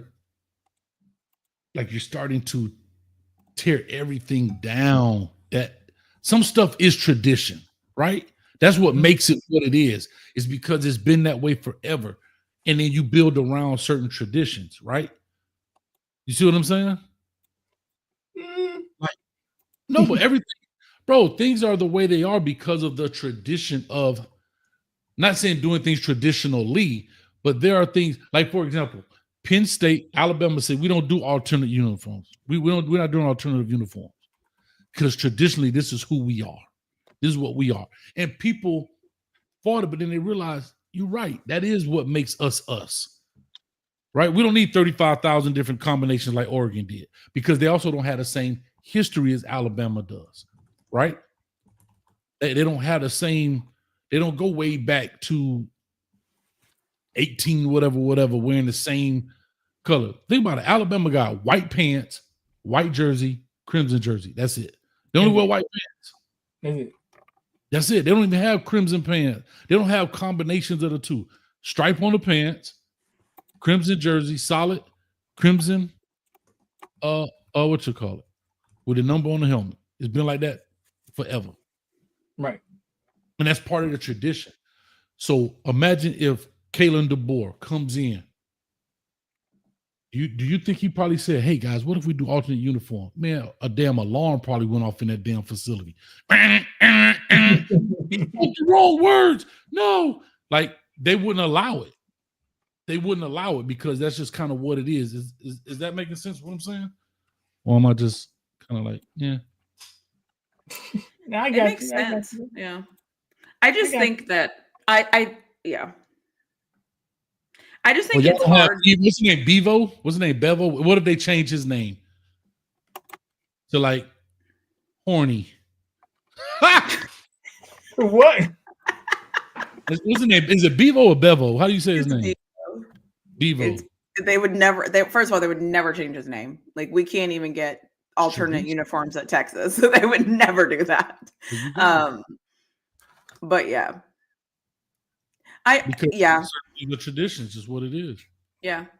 But also though, at what point do you move from those traditions if you feel like the traditions are not helping your program? Right. Remember Prime, when Prime went to Jackson State, he had a big problem with the tradition because he felt like, man, y'all can't keep doing this if it's losing you money. Remember that at Jackson State? What tradition was it though? What tradition was it? I don't remember. All of it. He was saying the classic, like playing these bigger schools and getting less money than the other schools that's in the same. Yeah, like he just was saying some of the traditions they were dying to do, but they wasn't beneficial. I'm with you. Those are business decisions. In essence, you're actually breaking even. But that's not like to me. Here's a perfect example. HBCUs. I don't like the fact that our HBCUs play in quote unquote the black conference, the MEAC SWAC. Mm-hmm. I would like for them to venture out, but still play their non-conference games in those classics to keep the tradition of you can still play. I don't know, they still got a Circle City Classic and the Bayou Classic and those things, but get out into the other conferences because you're pigeonholing yourself in essence. But yet, those classic games are a part of the tradition of HBCU football. But remember, you still have you still have 12 teams. I mean 12 games, and your non-conference games. You can still schedule those classic games. That does generate a lot of money. You know what I mean? Right. So I get it. I mean, it's just certain things that you just don't touch, I guess is the right way to say it. Well, it's funny you said that because I was just thinking, I think what you're saying is where is the line? Yeah, I was going to say threshold, but I don't think that's the right word for that. But like, where is at what point do you say, hey, we're going to go up into this, but once we get here, we're not going past that. Like that tradition's not going to change but in a lot of ways though, even the game has evolved. I mean, there's games on Friday nights. There's like even Tuesday night. Right. Like so that's why I'm just kind of like, there's a part of me that's like, all of this is really evolving. So how do we know what's good and what's not if we don't give it a shot? Like, I guess what I'm saying is like, okay, if you say no spring games, there's no spring games. Okay, great. But then you go a year without, or you go this spring without spring games. In May, everyone's kind of looking around going, oh my God, we've got to fix this. This is terrible. And they come back and say, okay, you know what? Transfer portal's closed, blah, blah, blah, blah. Cool.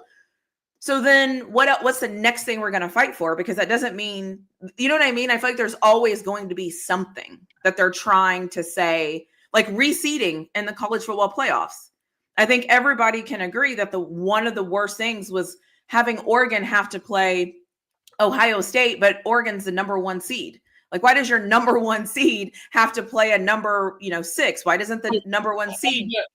Yeah. Right. So, but my question is how do we start the ball rolling to change those things if we're not making noise and making people angry? Like, where is the line? Well, the problem is unity, right? And I'm going to go back to what Street just said about Prime, right? All the coaches, right? Sometimes you do have to sacrifice things. We talked about this Dade County coaching football, high school football. The reason Florida football in general, from a financial standpoint, is so bad because coaches are scared to band together. If all the coaches would have come together and said, nobody playing spring football this year until y'all close the portal because our players are being plucked, X, Y, and Z. Mm-hmm. Then I'm for that. I'm for that temporary dismantling of spring football. But I'm doing it over here, and we're gonna do it over here, and I'm gonna do it over here. To me, those are individual people making decisions about a system, right?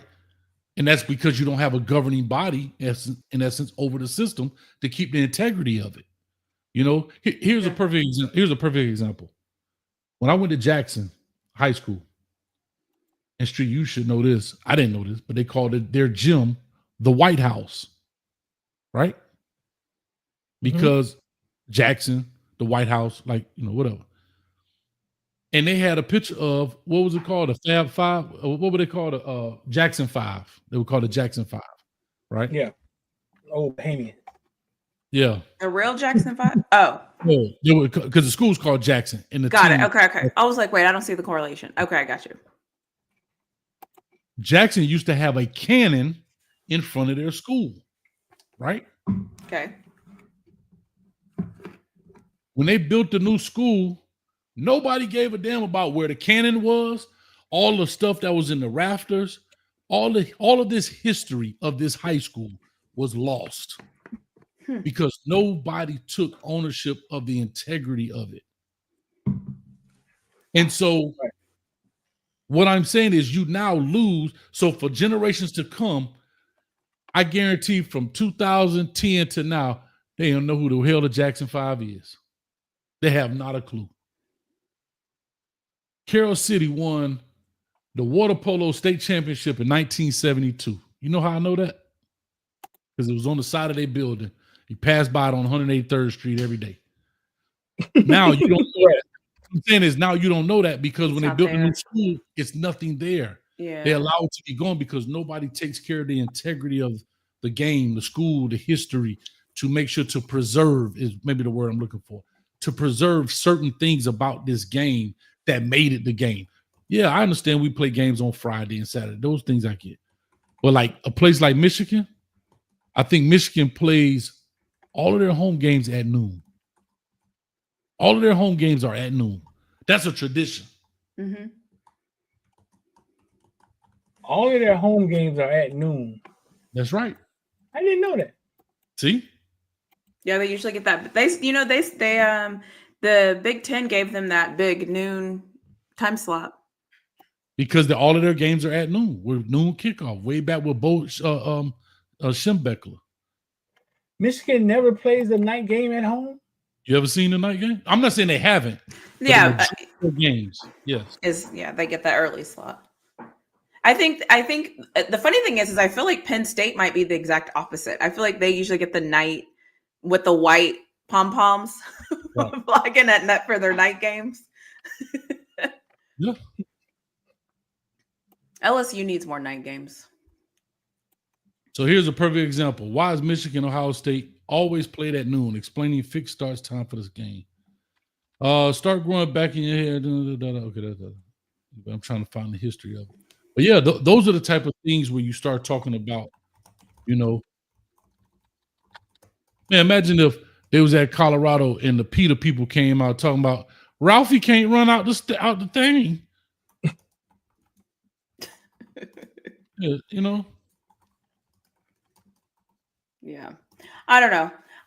I could go either way. It's like because I always say, there's a difference between like being a program person or like trying to protect the institution of what's going on. And sometimes the institution and the program is it's at conflict. Does that make sense? Like, like sometimes I agree with the federal government. Sometimes I agree with the politician. Like sometimes I agree with the head coach, but sometimes you know what I mean? So it's like, I feel like we're at conflict and I want to side with history, but at the same time, I understand the program's perspective. So that's why I'm kind of like, can we just meet in the middle? Can we make everyone happy and just get rid of that spring portal? But then the other issue is though, I think the athletes probably lose out when you limit their ability. I don't see why they need to move as much as they're moving, but they also are going to feel like they're going to lose something. But I think that's the win. I think if everybody feels like they're losing something, right? The coaches feel like they're losing. If the NCAA feels like they're losing and the athletes feel like they're losing, that's the right solution. It's like everybody has to give. Yeah, the athletes got 5 times to leave. No, I know. That's why I said at the end of the day, they got to get rid of that spring portal. I feel like that solves more things than it's helping right now. I feel like all roads lead to that being the issue. Said they should be able to transfer. That's what they fought for. Facts. I should be able to transfer. If the coaches get to leave, then I should be able to leave. Well, hell, ain't nobody saying you get to leave 5 more times. Right. See, because here's my problem. I think it's done on purpose, bro. I don't think they're trying to.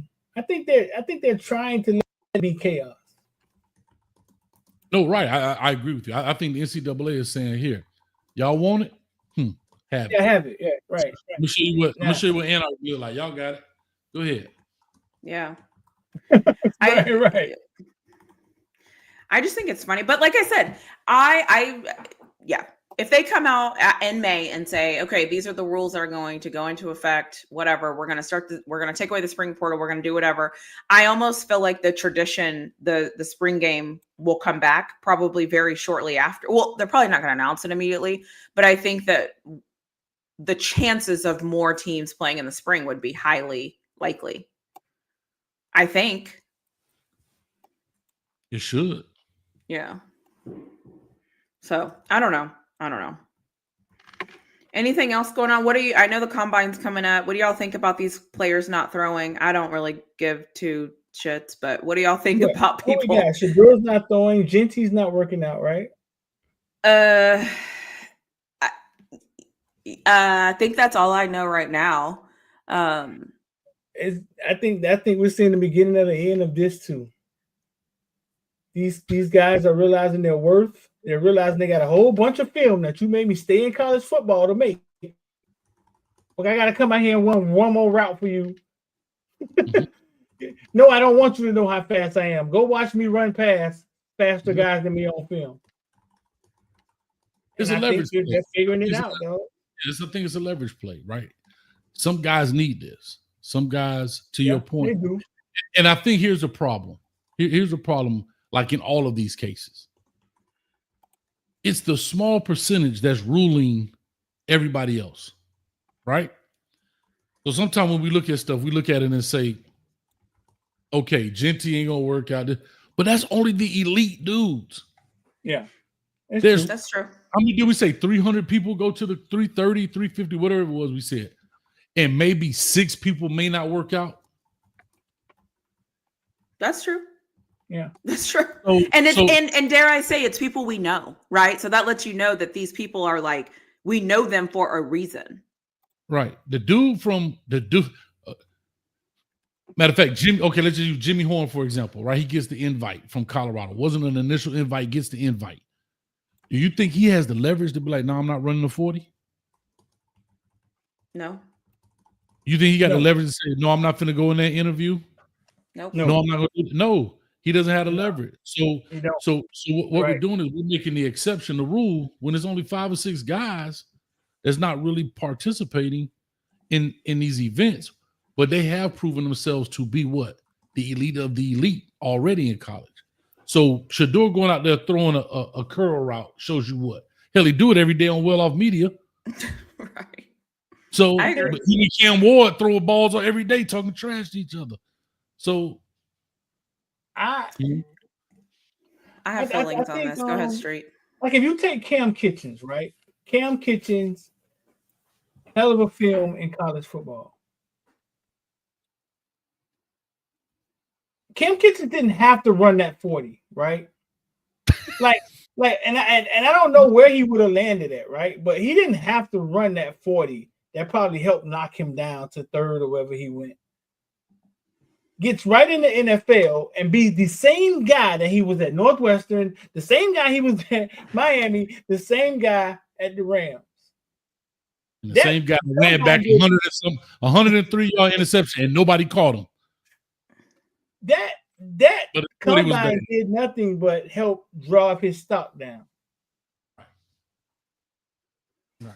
Now, funny thing about Cam Kitchens, he was asked not to run. Cam Kitchens wanted to compete and ran. That's why I always tell people that ego, man. Sometimes you just got to set back. Sometimes the answer is no. I also think that too, we live in a world where we expect people to do what we would do if we were in their situation. However, we'll never be in that situation, but we're trying to tell them what to do because we want to do the thing that they're not doing. Does that make sense? It's almost like we're projecting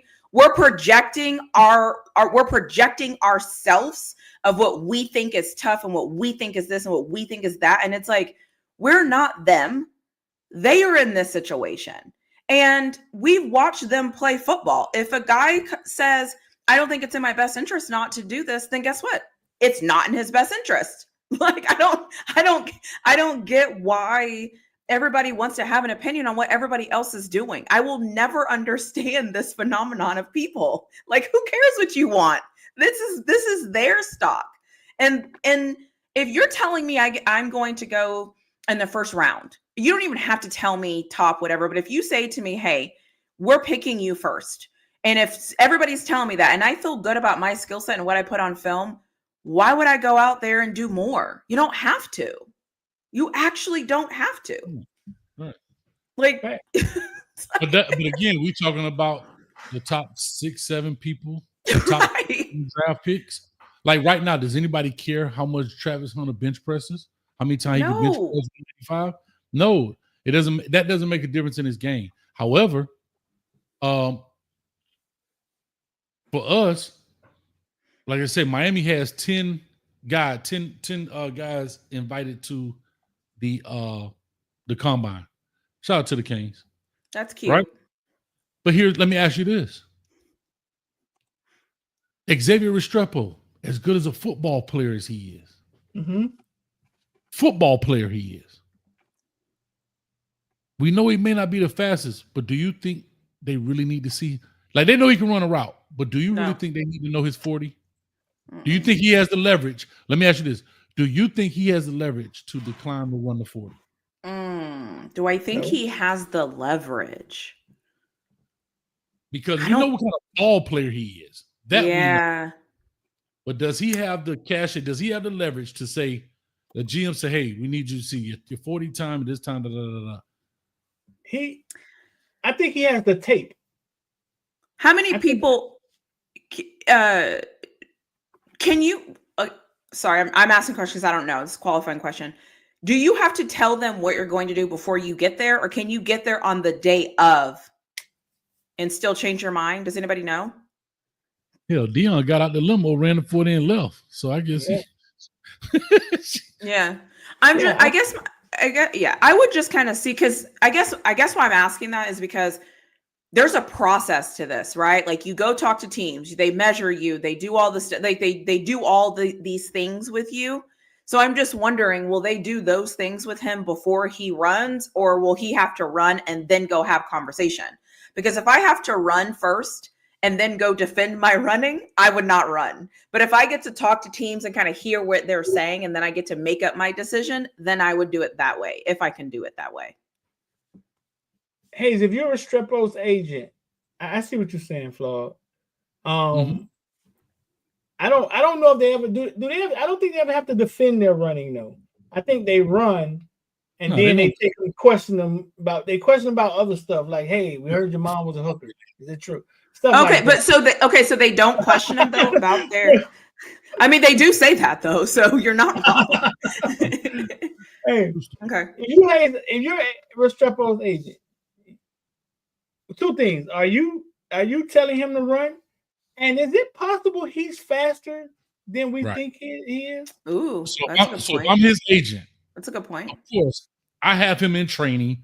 I have the same time machines and the lasers they have at the combine, blah blah blah. If I am confident and he has consistently beat the time in which people think he is, for example, people think he's a 4.6, 4.5. Right. If he can drop low 4.5s, high 4.4s consistently, it would definitely help him in the draft. As good as a football player as Xavier Restrepo is, and you know, I love X-Man to the end. I cry like I want to go to his graduation. Right. I think he's 4th round at best. However, if he could be mid 4.4s, he could definitely be in the 3rd. Because to your point, everything is business. Can I get a ball player for cheap? Yeah. In every round and every step that you go down, the money goes down. We know that. Right. But shout out to Blue, man. I don't know if you know Danny Adams. Shout out to Blue. Blue told me one time he used to coach at the Dolphins, went to Miami High. And Blue said, you know what the NFL loves? We love problems. Because problems don't cost us that much. We were talking about Tyrann Mathieu. He said, when Tyrann Mathieu had that weed problem, he said they got that dude for cheap. Right. He said, think about it. We get him for $50,000 instead of $5 million, $20 million. And he said, when the ball snapped, do you think he'd go out there and be like, no, I'm going to drop this interception because I'm a 6th round draft pick? He's still no, he's going to still play like a 1st round draft pick. The problem is, can he withstand the headache? So what do? He gets devalued, but you still get a 1st round caliber player. And if it doesn't work out, we made our money back. You know, it was worth the $50,000 risk, but we didn't put $20 million into him. And that's what they're looking at. If Xavier Restrepo runs a 4.6, hell, even a 4.7, he's still gonna get drafted, but it might be round 6 versus round 4 or round 3 because they know he's a ball player. That is clear. Yeah. No questions asked. But it's easy to devalue them with these testing. Mm-hmm. You know, I never really paid attention that the stock market terminology is in sports so much with stock up, stock down. I never made the correlation, right? But now I'm sitting here listening to you talk, Hayes. That's exactly what it is. The stock up, the stock down, right? Mm-hmm. David Restrepo is a stock. He's the company. We know what he is. His stock can go up and down, but it doesn't change him. Tesla is the company, right? We know what it is. Tesla can go up and down, right? But it didn't change the fact that Tesla has changed cars. How we look at cars now, you know what I'm saying? The company doesn't change. It just goes down and up. And, oh my God, so the self-driving mode is worse because the stock is down. The self-driving doesn't work as well. Right. So the player doesn't. I'm thinking about it. The player doesn't change. Cam Kitchens never changed. They just figured out a way to get him for cheap. To value him or devalue him. To devalue him. Right. And usually the combine is meant to devalue you. Right. Correct. It's only a handful, like Xavier Worthy. That will knock it over the park, knock it out of the park. And again, sometimes we make the exception the rule. Xavier Worthy is the exception. The rule is most of y'all gonna lose money behind this. And that's what these top players realize, that wait a minute. If I am a wide receiver and I'm projected to go top 3, and I run, everybody thinks I'm super fast, and I go out here and run a 4.4. Might go 7. Still great money, but it's way different than being picked 3rd. Way different than being picked 3rd. And a lot of these GMs and these scouts and these owners, they value these stats. They don't, I always say this, a lot of them, you think Jerry Jones is truly qualified? He clearly shown he's not for the past 30 years. And he still want to be the GM. He wants to be the person that's drafting players. Now, would I ever go to Jerry Jones for NFL GM advice? Hell no. Oil? Probably so. Absolutely. Yeah. He might be the first call. Right. Yeah. Because he really has shown he doesn't, he's not good at it. But because he has the money, power, and leverage, it's his team, it's his ball. He play with it how he want to. And these Cowboy fans keep coming back for more. Yeah. Yeah. They're addicted to the drug. They're addicted. Was it you who said that hope is a drug? Yeah.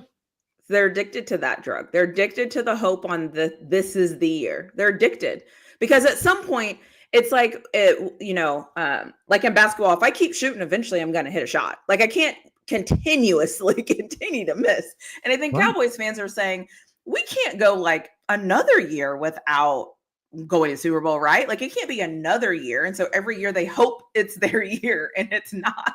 It's just not. Same thing with Miami. With Miami and Cowboys are the same teams.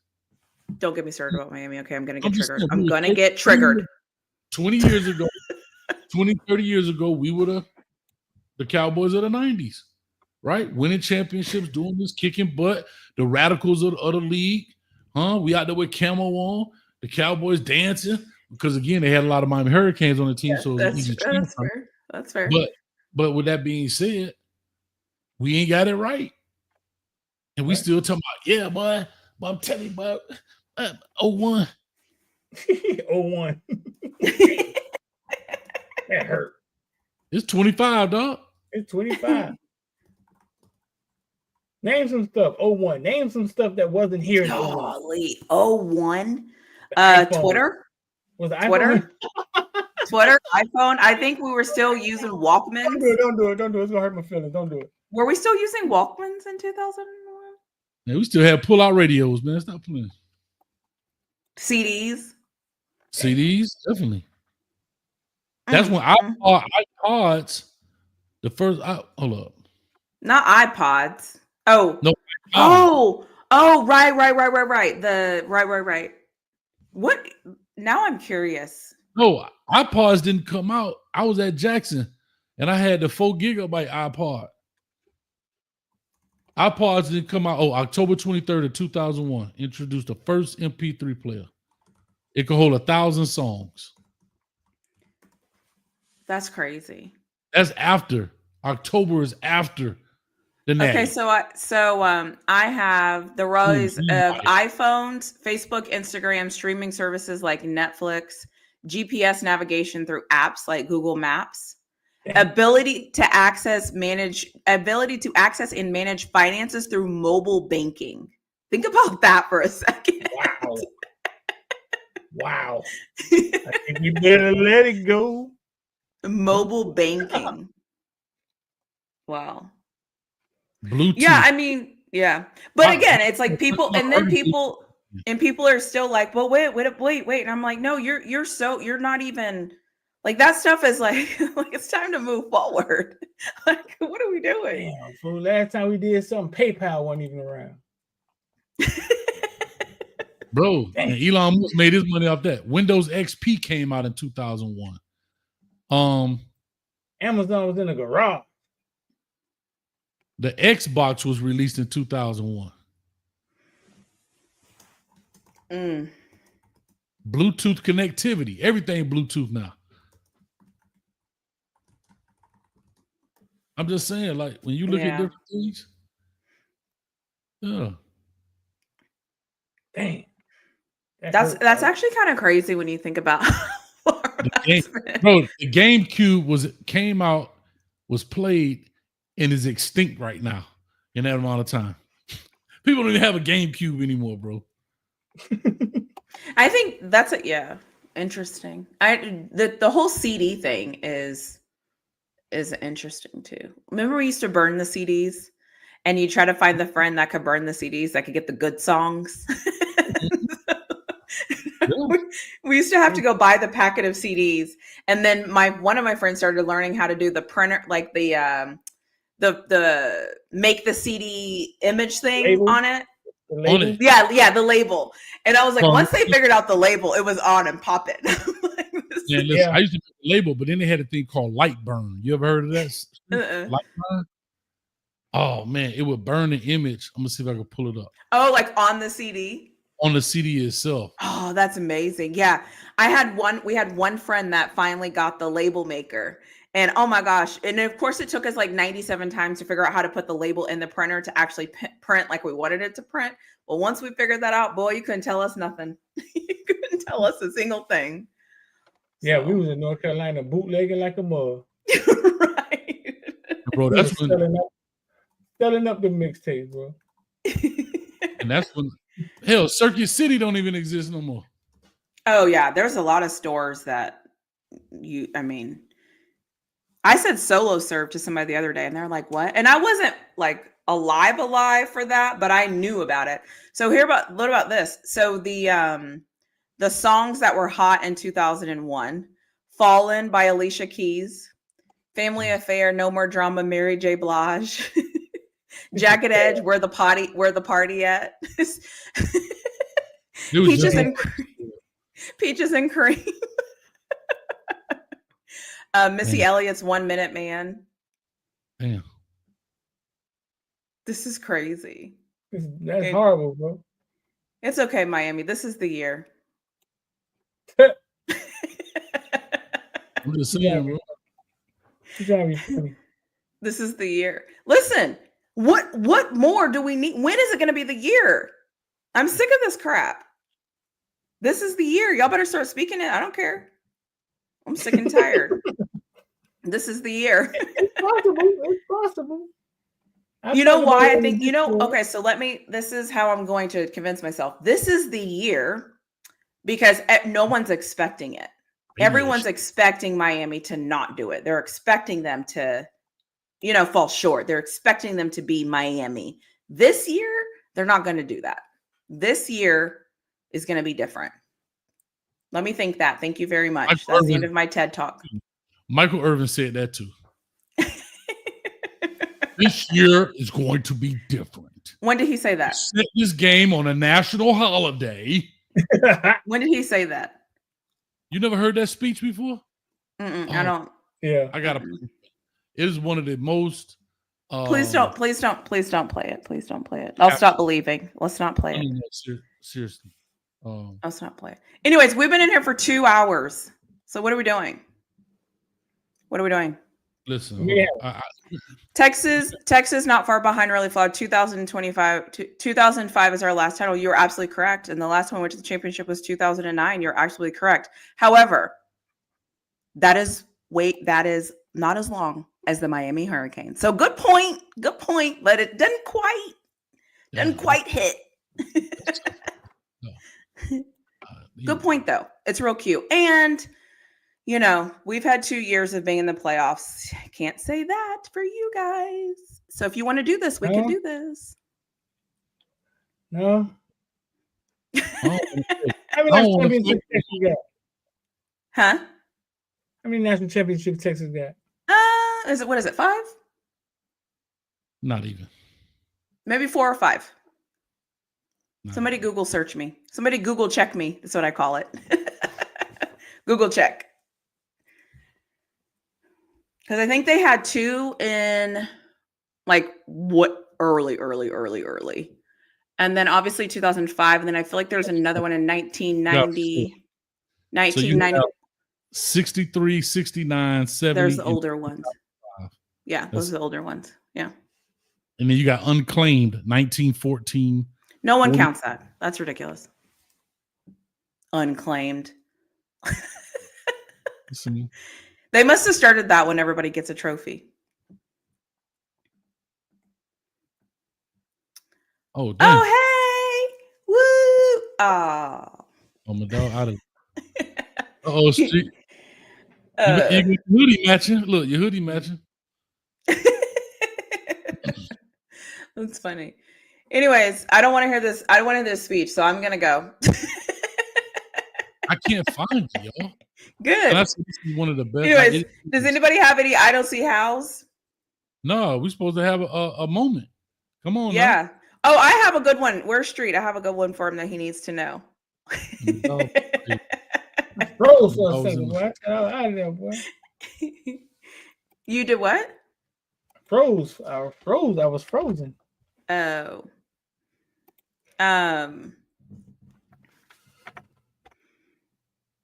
Mad Skills. Texas just got back to relevancy 2 years ago. Right. So when is Miami going to get back to relevancy? Crickets? Oh, okay. So you see how people are riding with you and they're for you, and then you attack those people, then they have to attack back. Then people are going to get mad at the attack and not look at the behavior that started the attack. You see how people are? It's a weird world out there. It's a really weird world out there. This man said we just did. How is Miami relevant and they can't even make the playoffs? Y'all stop this. Now you're making me become a hater. Stop it. Stop it. Last year don't count as being relevant. Yeah. No, you weren't even in the playoffs. You couldn't even go to the championship game in your division. How is that relevant? Like, what are we doing? Like, what are we doing? I mean, and the sad thing is, I hope they figure it out this year. I really hope they figure it out this year. I really, really, really, really, really, really need them to figure it out this year. Please. I'm sick of this crap. I think football's better when Miami's good. It's like, I don't know. It's good. It's just good football. Please, Miami, figure it out. Stop climbing and be there. Please. Please. Stop climbing. Stop climbing and be there. Stop climbing and be there. Oh, now here comes the super fandom. How are we not relevant with the best offense in the nation? Because you sucked. You couldn't get to the championship game. Oh God. I'm trying to keep my composure. Ask Georgia Tech how relevant you guys were with that great offense. Oh, really flawed. Go ask Syracuse how great you were with that relevant offense. Go ask them. I really thought you pushing it. Yeah. He's coming at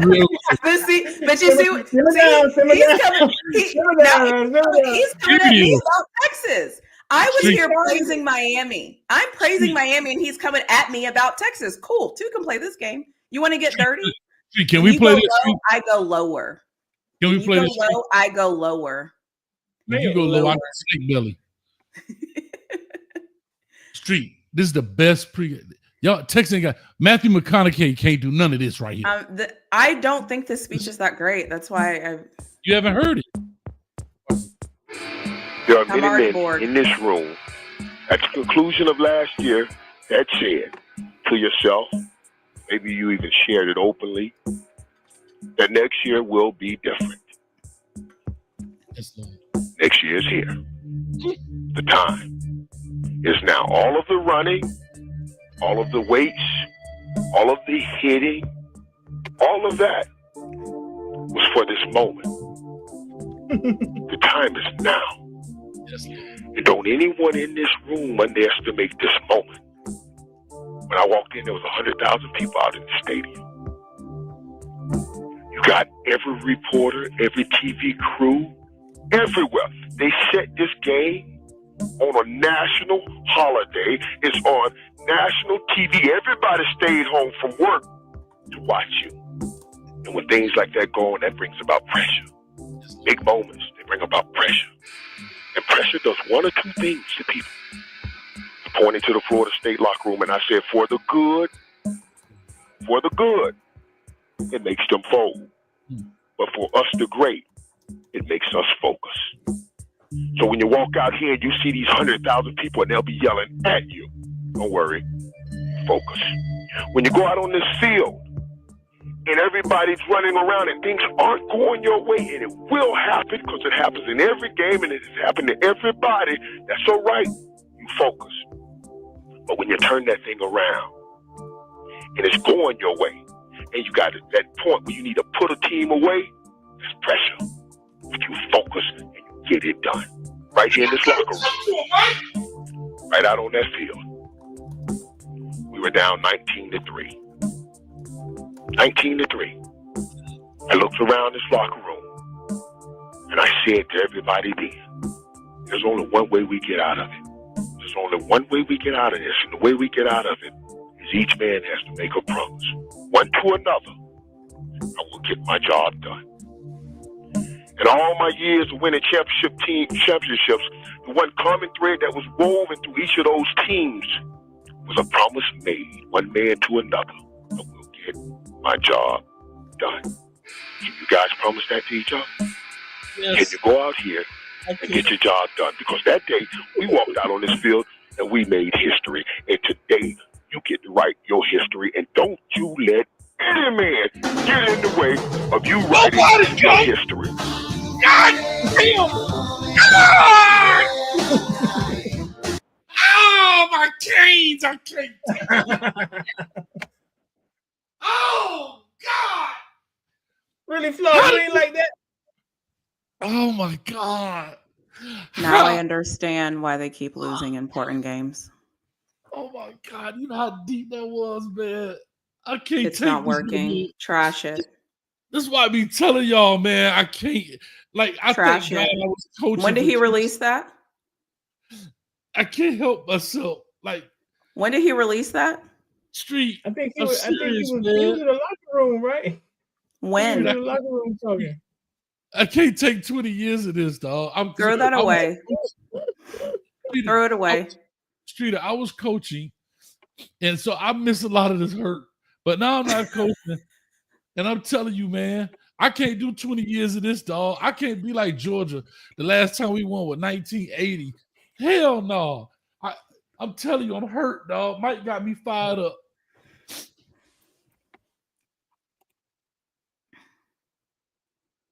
Fired up to do what? Sounded like he was calling from jail. I want my team to win. It sounded like he was whispering because everybody around him was going to be like, bro, what the fuck is going on? You can act like that all you want to, really, Flaw. But you know, and I know, and that shit gave you chill bumps. And soon we get off here, you're going to rewind, Selector, and you're going to listen to it again. Because you like, damn, Matthew McConaughey can't do nothing like that. All he can do is sell Lincolns and shit. I would never listen to that. Loretta At least have Wilson, good quality sound. You know, who is that? My thing is, here's the thing. That's the wrong with the millennials. That's the playmaker. Y'all ain't got nobody in y'all history like the playmaker. So what? Who cares, guys? That doesn't equal wins. Okay, listen to me. Moving forward, here, let's do this just to make this easier for everybody. I had no trophies. No, but just to make this makes this better. Just to make this better for everybody. If your team has not made the playoffs since 2024, don't talk to me, and I won't talk to you.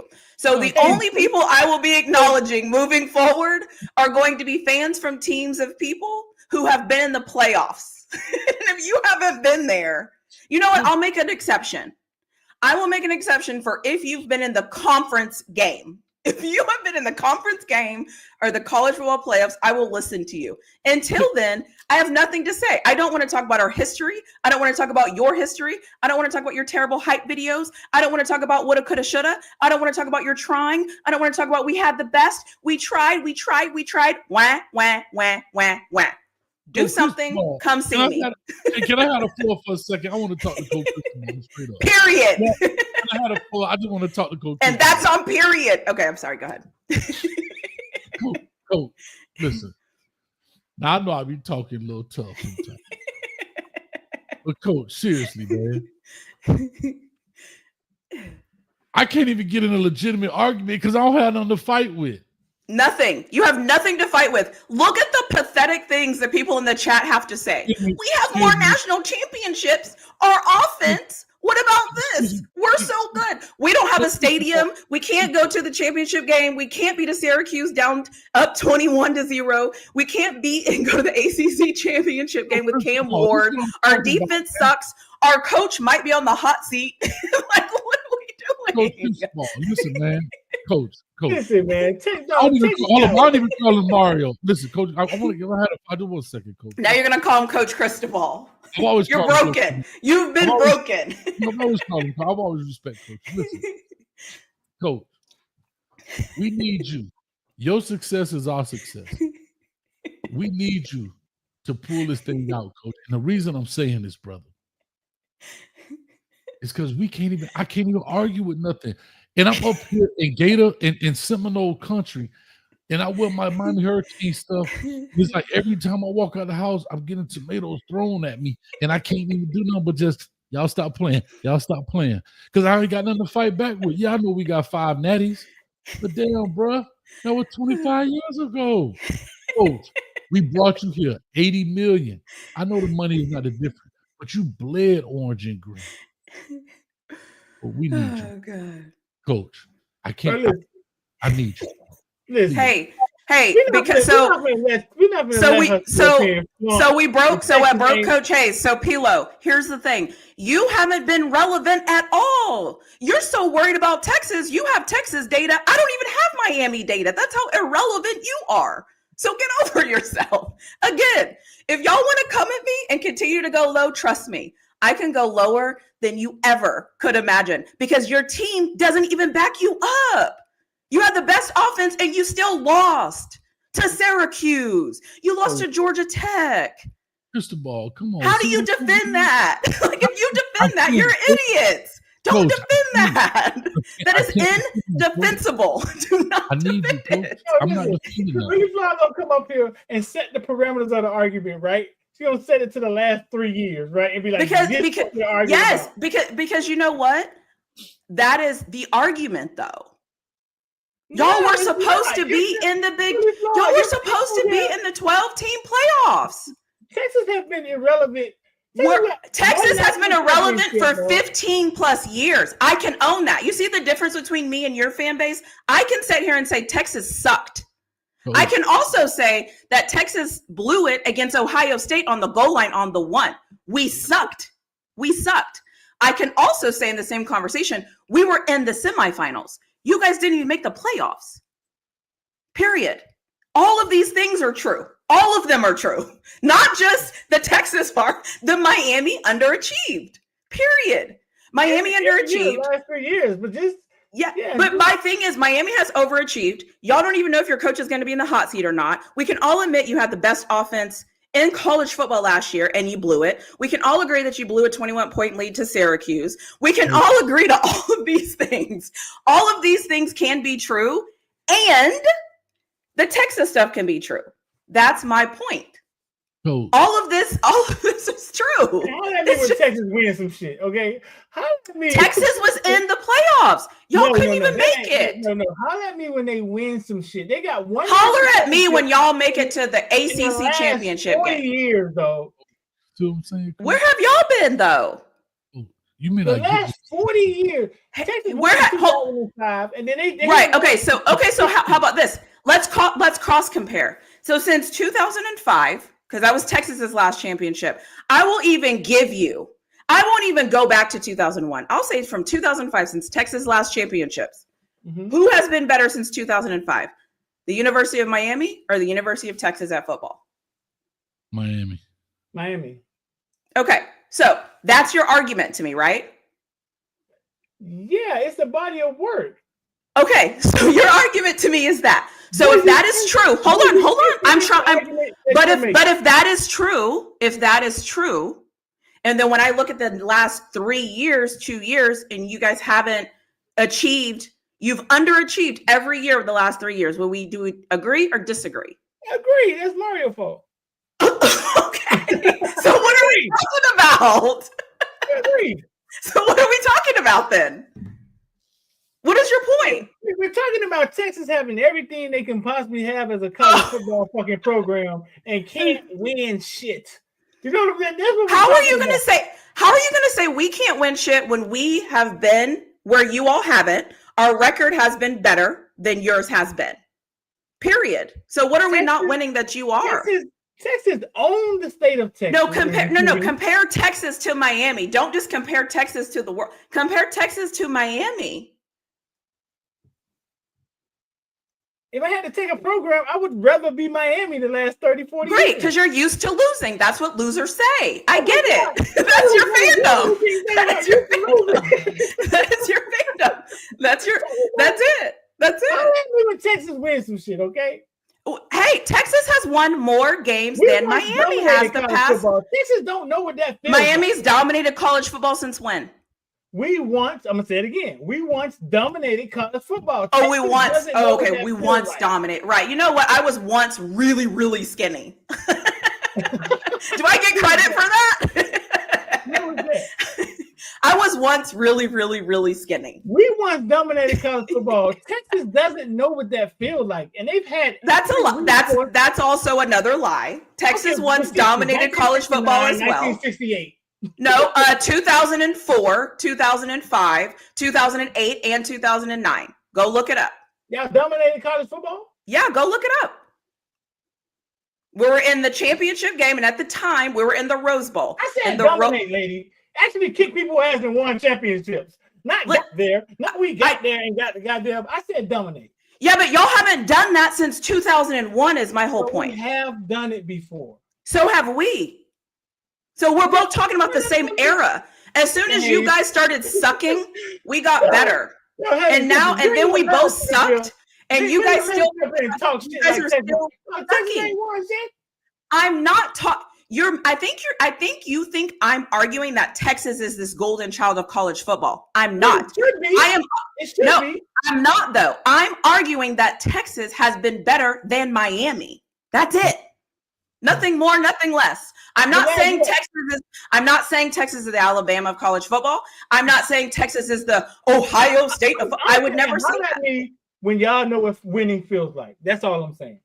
That's why I'm hollering at you right now. How about you holler at me when y'all win the ACC? I mean, when y'all know what winning feels like. That's why I'm here. I know what it feels like. We went to the playoffs. We lost in the first round. I ain't talking about that shit. Who talks? That doesn't work. It's not volleyball. It does work though. It's the same thing because you guys aren't even there. You guys can't win the ACC championship. A guy a minute ago was in the chat saying, "Oh, we had the best offense. You had the best offense, and you couldn't beat Syracuse." Why? Oh, why? Yeah, this is what I'm. Cause we on the cheat. Oh, so then what are we talking about? Okay, so you've now admitted that Miami underachieved. We can all agree Miami underachieved, and we can all agree that Texas didn't underachieve. That was a horrible call. I was at that game. So what are we doing? That pitch call. That was a horrible, one of the worst calls ever.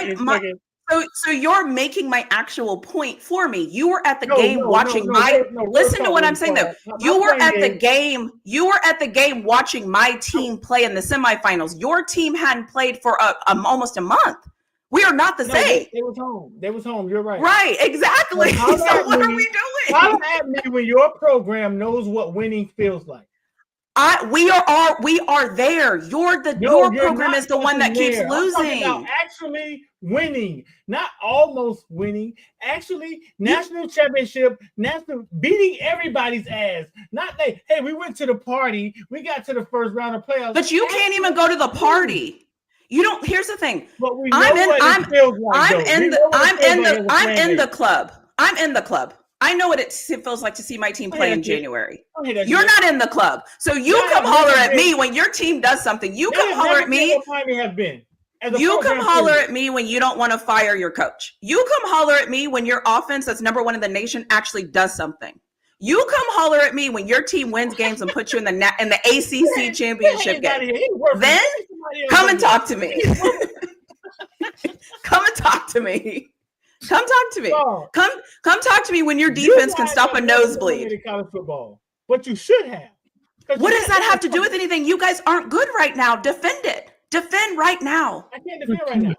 Well, then what are we talking about? That's something that y'all have never done. In your opinion.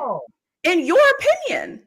From a small private school who didn't have half the resources. Oh, no, a small private school. Oh, bless your. It's a tiny private school. It's small. Oh gosh, Miami has such a small private school.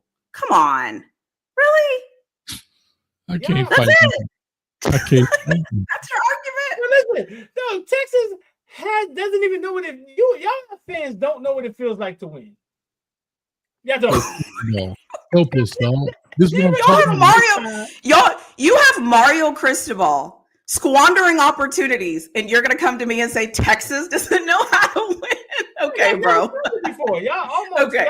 Hey, if that makes you feel good, I am all for it. I am here to make you feel good because Texas has been bad for 15 years. I know what it's like to be in a program that can't get out of their own way and to squander opportunities and to have very high recruiting classes and do absolutely nothing with them and to have a fan base that has to super fan out and to be delusional. I understand that. You know what? I've been there. We're not there right now. You all are. 2004, 2005, when you say you guys were dominating, like what happened? When we beat when we went to the Rose Bowl and won the national championship the year later? Oh, with Vince Young. With Vince Young. And then we never stopped being bad that whole time. If you go look at bowls and where we were playing from 2000, I believe, 2000, maybe 2003 to maybe 2010, I believe. If you had to swap programs in the chat, right? I would never. Take the last 30, 40 years. But why do we? But here. Why do we have to go that far? Because you're only setting it up so that Miami can be relevant. I let you have your little 3-year argument. Why can I talk? I said I didn't say 3 years. I said 2003 to 2010. Years, right? Or would you rather have been Miami? The last 40 years, would you rather have been Texas or you'd rather have been Miami? I would have to be alive to kind of tell you how I what do you want me to do? Well, when I wasn't conceived and not thought about. I was alive. I saw us dominate. Texas has never felt it before. Vince Young came through. Y'all won a national championship, and then y'all couldn't get back up there again. Says the guy who has a coach with the best offense in college football and can't beat Syracuse up 21. No, you know what I'm saying? How many rings we got? I don't give a fuck. What are you doing? What are you doing? Oh, Coach Why are you doing this? Coach Cristobal. Stop defending them. You have to stop defending this. You can't, it's indefensible. Sometimes you have to say, you know what? We have underachieved and we need to get better. We are underachieving right now and we need to get better. I said that. And then And then the people in the chat also should educate themselves on Texas history. Shit went downhill after Vince Young. It did not. We were relevant until 2010. That is 5 years after Vince Young left. So what you're saying is actually false. Level of relevancy. See, the problem is Willie Shaw is giving her team credit for being good. The shit that we never gave our team credit for because we was used to winning. Am I giving them credit for being good, or am I giving them credit for overachieving? The years that we were okay, we don't count. Did I give them credit for being good, or did I say they're overachieving? No, when you said Vince Young won national championship, then after that, y'all couldn't get there again. Yes, we did. That's what I'm trying to tell you. We could get there again. And they got there like 2 years later and then lost. But exactly. So we were there. When the quarterback got hurt, right? Right. Yes. Yeah, so we were there. So you saying we weren't there is not true. So that's what I'm saying. There, I mean, when the shit really fall, you're talking. But you guys haven't done it since 2000. But you guys haven't done it since 2001. We actually won it. Stop talking about your fucking. We won in 2005. One time. You guys won in 2001. One time. And keep counting. Keep counting. There's been 0 since then. No, keep counting. No, you want me to go backwards? Oh, you want me to go backwards? Yeah. Oh, it's getting worse. Oh, I gotta go backwards. I gotta go backwards. Okay. I gotta go backwards to when I used to be skinny. Okay, got it. Okay. Now I understand. I forgot Texas snuck in that championship with Coy, right? Yeah. His daddy came down to say he ain't playing no more. Sure did. Listen.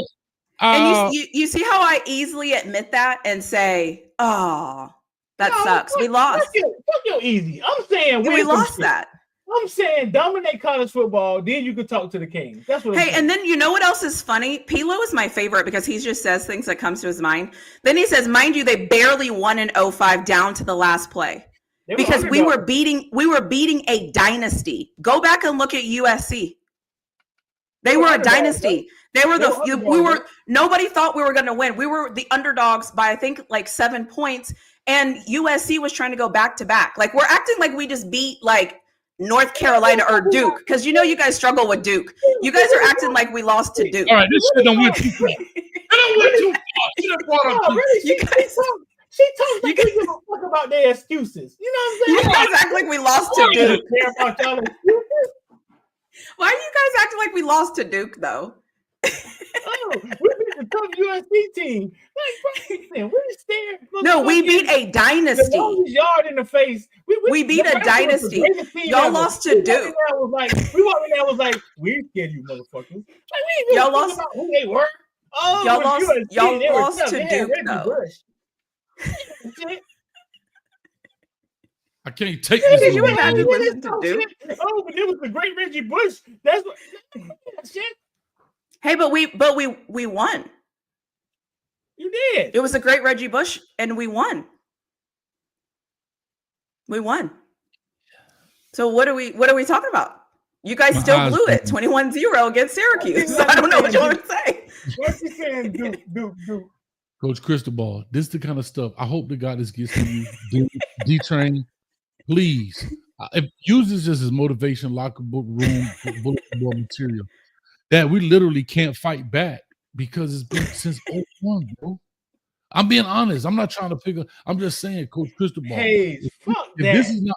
No, know what it feels this like. Is motivation enough. In 2000, from 2001 to 2009. Go look at Texas. Go look them up. Just do me. Being okay, Willie Fall. We weren't okay though. That's what I'm saying. You don't know the history, so you're assuming you know what I'm saying, and you don't. Take 2 seconds. Go look at Texas from 2001 to 2010. Go look. This is what I'm trying to tell you. How many national championships y'all been to the last 20 years? More than you guys have. This is all I'm saying to you. No, answer the question, goddamn it, slick mouth. This is all I'm saying to you. How many national championships have y'all been in the last 20 years? 2, right? 2. How many have you guys been to? Y'all was underdogs against USC. Y'all beat USC a great game. And then y'all lost. Right. what I'm saying is, see, our bar was really, really high. But y'all, the answer to that question though is 0 for you. Listen, it's 0 for me, right? What I'm saying is nobody cares the fact that y'all have never ever really kicked ass. Like I don't know what it feels like to dominate college football. Okay. So but you keep telling me, well, we were 11-1, we were 10-2, and I never said that. I never said that. I never said that though. We didn't never said that. I never said we that. Won 5 national championships, dog. Like it was either win the national championship or we don't give a fuck. We didn't care. We didn't care about almost getting there. I never led with that either. I didn't say that until people started acting like our records from them years really flawed because y'all were good. No, because we were great. Not good. No, y'all were good. Nigga. We were great. No, we were great. No, you weren't. Y'all sucked. Y'all sucked from after 2021. Oh, we've been bad. Right. So what are we talking about? We're talking about the greatness that we have smelt. You motherfuckers have never walked in the room. That's what I'm saying. That's how you feel. No, but the question you asked me was how many times have we been in a national championship in 20 years? My answer was 2. Your answer is 0 for your team. So why would I listen to a losers program's mentality? Because I want you to For what? It screams loser. I want you to understand the difference between a winner, right? But I'm hearing it from a loser. You're talking to me from a losing program. The Hurricanes have done some shit you guys have never done. But right now, you guys are losers. Agree or not? Being okay is okay. So are you losers? So what are you now? So okay, cool. So what are you now? Are you winners or losers right now? Lou, we're getting better. That right there is exactly what I'm talking about. We can't answer so right now, y'all. Coach, we can't answer these questions, Coach. On a serious note, can I just say this? Because I think I don't want to say this. So, he said we're like we want to fight back. We can fight back. We're talking to somebody, a program that has never dominated college football, though. Okay. Never. Yeah. Okay. Well, in your mind, as a loser, though, like we have to quantify this. We have to quantify this. I hate to do this to you, dog. You know I love you and I love my cane, but I gotta call a spade a spade. That's just like saying Harvard dominated college football. Nobody exactly in 1950. So what? Right. I'm just saying they got more championships. They got 13. And nobody cares. Nobody cares because it was so long ago, bro. It was just like Georgia. Last time they won was 1980. People was laughing at them until the last 5 years. 1980, dog. Herschel Walker was out that thing toting the rock. Like, we're letting really fraud brag about. No, Jim doing some shit, right? I'm not bragging. That we never ever never looked at as achieving. Like we never looked at that as like, damn dog, we was good last year. You're really so used to having a losing program that you can't even hear what I'm saying. You're used to being part of a losing program that you can't hear what I'm saying. I have said multiple times, I am not sitting here acting like Texas is Georgia. I'm not sitting here acting like Texas is Alabama. I'm not sitting here acting like Texas is Ohio State. I've said that multiple times. Multiple. All I've said repeatedly is I am comparing the Texas Longhorns to the University of Miami. That's all I've ever said. That's it. And right now,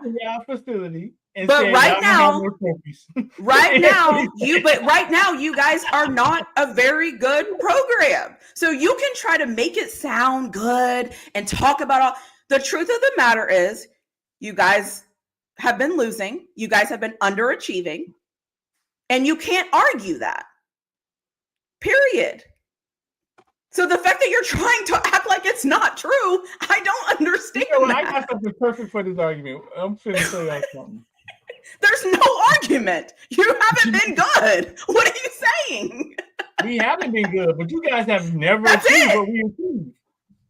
What does that have to do? That's not even what we're talking about. You know what it has to. You know what it has to do with really flawed because you're a part of a losing program. Okay, you think it's okay to go to the national championship and lose and say I never said that. But I never said that. I never said that. Okay. Now let you talk. Let me talk. But say things that I actually said. Dominating, right? When we were dominating, right? Oh, back to the history. We didn't look. We all talking about history. Vince Young is 50 years old. No, we're not. I'm talking about current right now. I'm talking about you guys blowing a 21-point lead. You want to talk about right now because y'all are okay again. Well, let's talk about last year. Right now. Do you Street? Do you realize how this conversation started? No, because you're talking about a conversation we're not having. You know how this started, right? Conversation. You just wanted to be in the fence you wanted to be in. I know what conversation I'm having. And I'm not having that conversation. You don't want to talk about that because you want to being okay is okay to Texas fans. And I never said that again for the fourth time. I never said that. You keep sending me back to 2004 and 2006.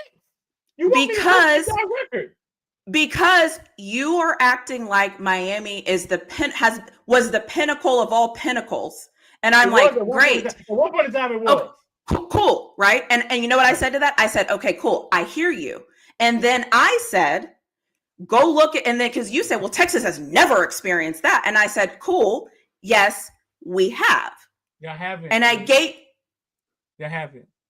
Y'all have not experienced what Miami did. Y'all haven't. We wouldn't even have accepted. So let me say this. When we lost the national championship, I don't remember. All right, so let's say this. Texas has because it's been so long.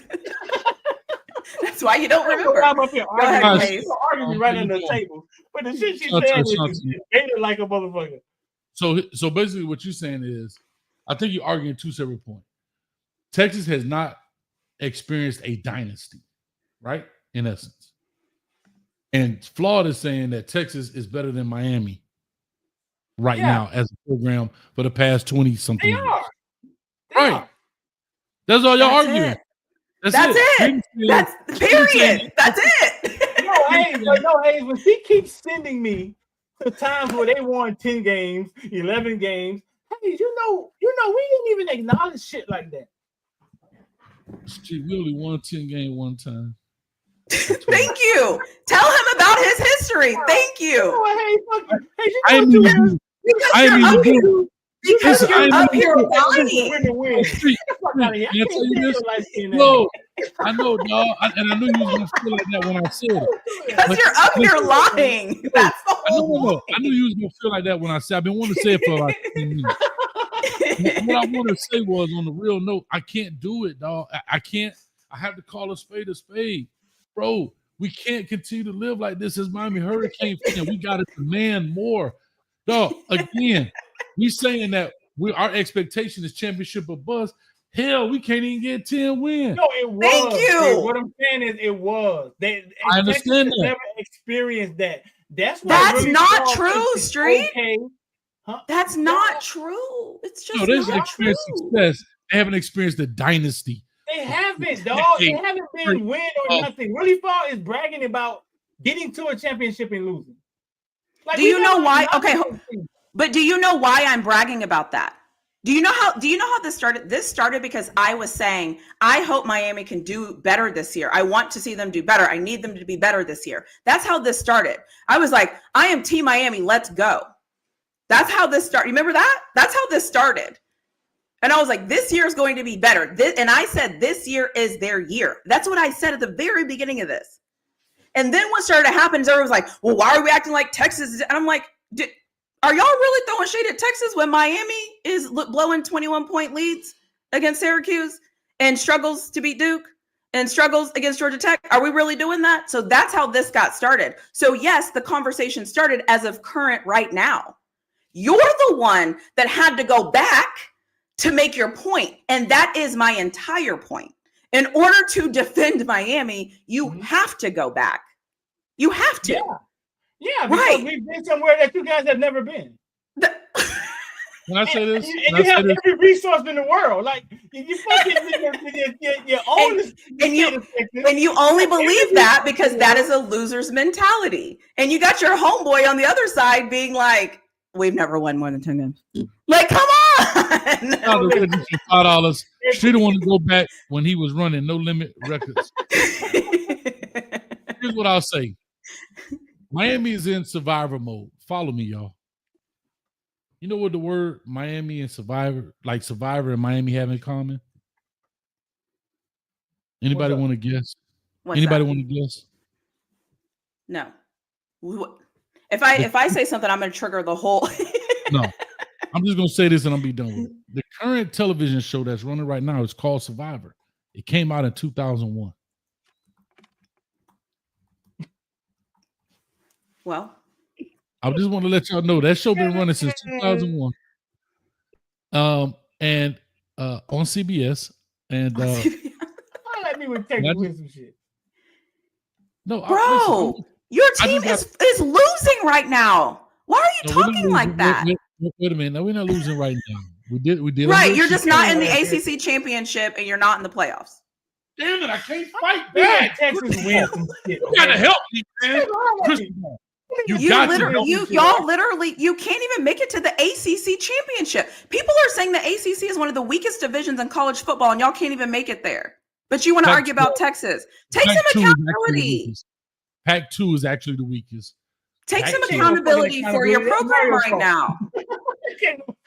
So now it's Mario's fault. Who's your head coach? How much are y'all paying Mario Cristobal? A lot of money. How much are you paying him to blow it?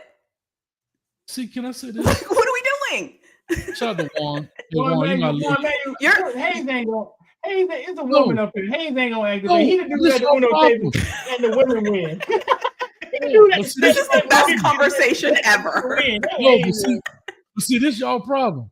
Juan Emanuel want Coach Hayes to defend you when the mother lover making $80 million should be defending the U. He even played at the Stumble Gun, got a degree from there. I ain't got nothing from the University of Miami but a bill. So what the hell I'm defending the U for? He the one want $80 million. He want new facilities. He want this. Don't take a damn knee. Get beat by Middle Tennessee State. Got the best damn offense in the country. Don't even make it to the ACC playoff. Lose a 21.0 lead. And I'm the one supposed to defend the U? Man, mother effer goddamn Mario. I'm gonna tell Mario on you. He ain't never gonna speak to you. He don't speak to me no way. And that's I'm supposed to defend it. And the dude on hey, matter of fact, man, what the dude said in Players Club about Luke. And I buy Luke records. He can speak to me. Man, look here. I sit up here and defend you all the time. And Mario Cristobal can speak to me. He don't speak to me. Damn that man. Guess what? Help us, coach. Matter of fact, watch this, coach. Help us, coach. Mother F, get that crap out of here, man. Don't help me. Hayes' problem is with Mario. It ain't with the Hurricanes. But he is the Hurricanes. He the face. Yes, he is. He's the head coach. Why are you making excuses? Listen, fan bases have so much power. Fan bases have all the power in college football. Start holding these people accountable for this crap. Hey, Juan, for now on, every time you type this, take my name out and put Coach Cristobal name. It'll sound much better. I'm disappointed in Mark Cristobal not letting the women win the spades game. It's not a. It's not a. Get some Nikki after you see Hayes up here won. Can I tell you this? Street, y'all didn't make the ACC championship game. Can I tell you this? You didn't make it. But listen, forget it. I'm telling you this. I try to have these fights every day, and nobody I can win with. Florida Gators, Florida State, Georgia, Texas, Ohio State, Alabama, Penn State. These are people I work with. Penn State. There's nothing I can say. That's been my whole point. I be trying to have a fight. and you know I like to debate. And I have no fight. I can't say anything. Yeah, I could go back to 5 national championships. Yes, I win that portion of the argument every time. In the comment section, how many times we didn't win? How many times we got there and didn't win? I thought you just said 10 minutes ago you don't pacify as being there as a part of it. I want to know. I want to show you something. Okay. Now you need. Okay. You're trying to. I want to see what excellence looks like. That's what I'm saying. Well, why can't your team show me what excellence looks like? I think we lost to Alabama. Did we lose to Alabama that year? I think we lost to Alabama. How come the team isn't showing me what excellence looks like? Ohio State too, huh? In 02. How come the team isn't showing me what excellence looks like? And that's supposed to have been 6, really flawed. Fucking cheap. 7.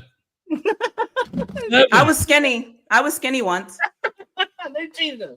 What are we doing? I'm getting out of here. You know what? I'm out of here. I got some chicken in there. I ain't be arguing, goddamn. What you want to do? Get this motherfucker. Hey, get him out of here. That's hold on, Street. See how you feel? That's every argument. I feel like after every argument because they beat me down and they be like, well, look, we won this, we did that, we won this. Jameis Winston won that. Okay, that's Florida State. Then they go to Florida. They've never been us, though. I agree, Street. They've never been us, though. Street, if we're talking about programs, they've never been us. That's like a chick winning, the beauty pageant at the highest level, and she never gets back there. But the chicks who never get there can never say that they were her. So hold on, I'm gonna say this to you. So where's Miami in that? Hold on, would you take 5 national championships? Hold on, would you take the past? The past. Let me ask you this right now. Y'all need to hold Mario Cristobal accountable. Let me ask you a question, Street. Hold up. I get what you're saying, but everything has time. Would you take? Oh, I got a good one for you because I know you can't pass this up. Would you take Vanessa Williams? Fuck out of here. Huh? Would you take Vanessa Williams, right? That won the beauty pageant. Mm-hmm. Or would you take Lotto? Got him. Yeah. I want Lotto. I know. That's what I'm saying, because she's winning right now. I want Vanessa Williams got a little wrinkle under the boot. So just throw up those hook'em for me real quick, Street. Just throw it up. Just throw up those hook'ems. Like Texas winning right now. Is Texas winning right now, Hayes? Yes. We have experience winning, right?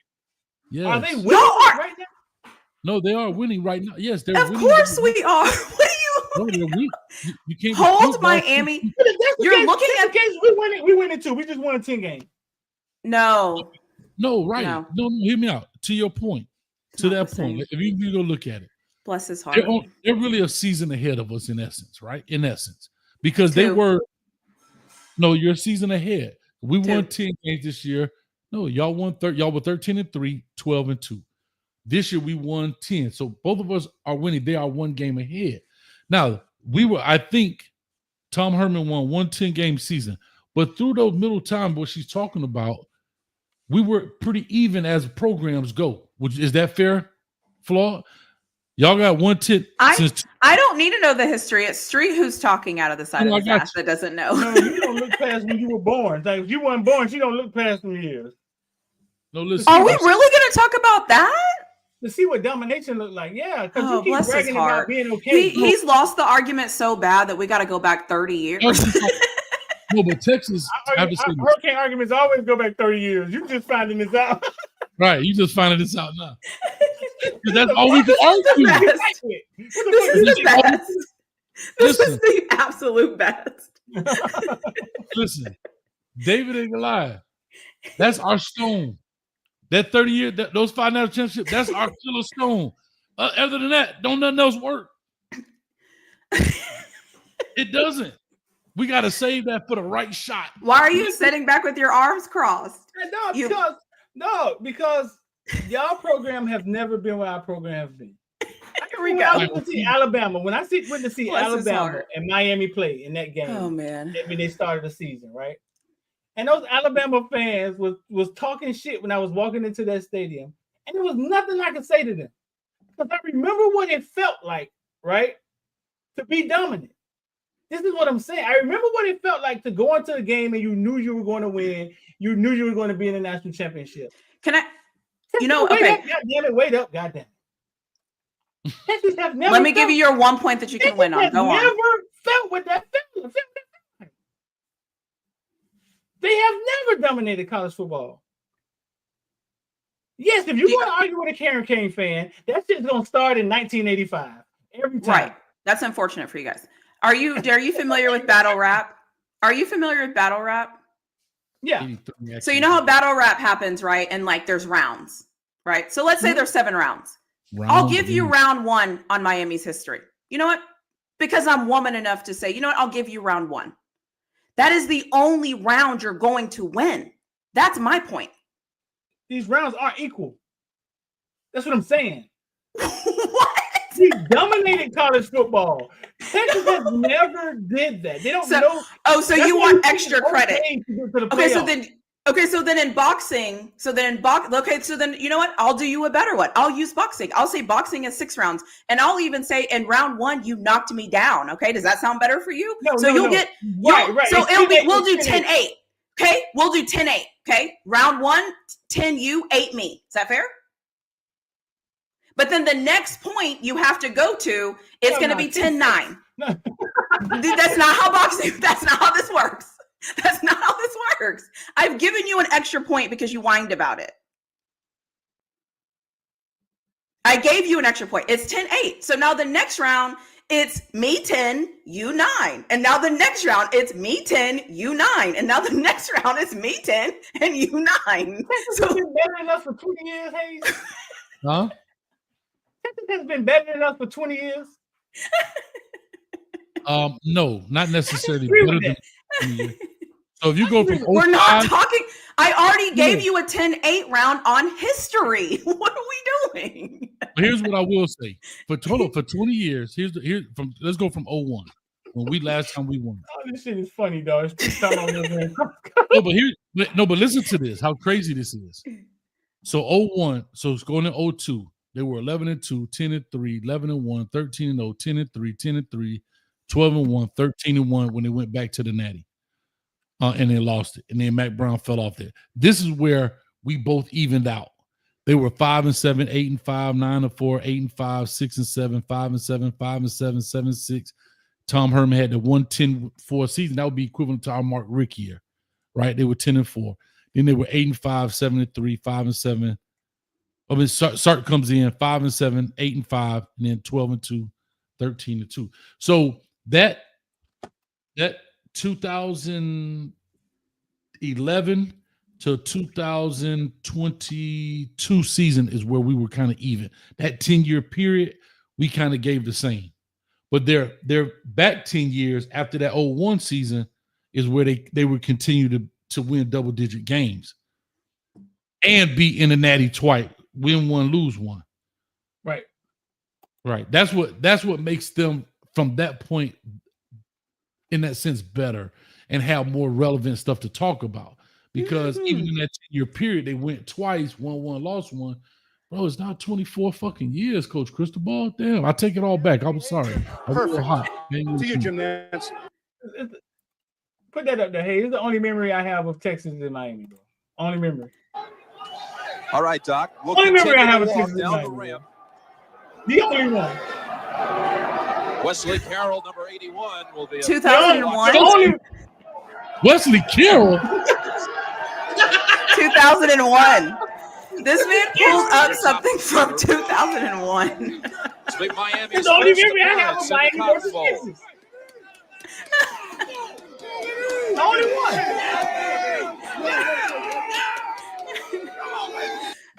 Kick comes to Samuels from the goal line. The only memory, though. Going downfield for Thrill Hill. At the That's actually 1991. That's Randall Hill. It's 1991.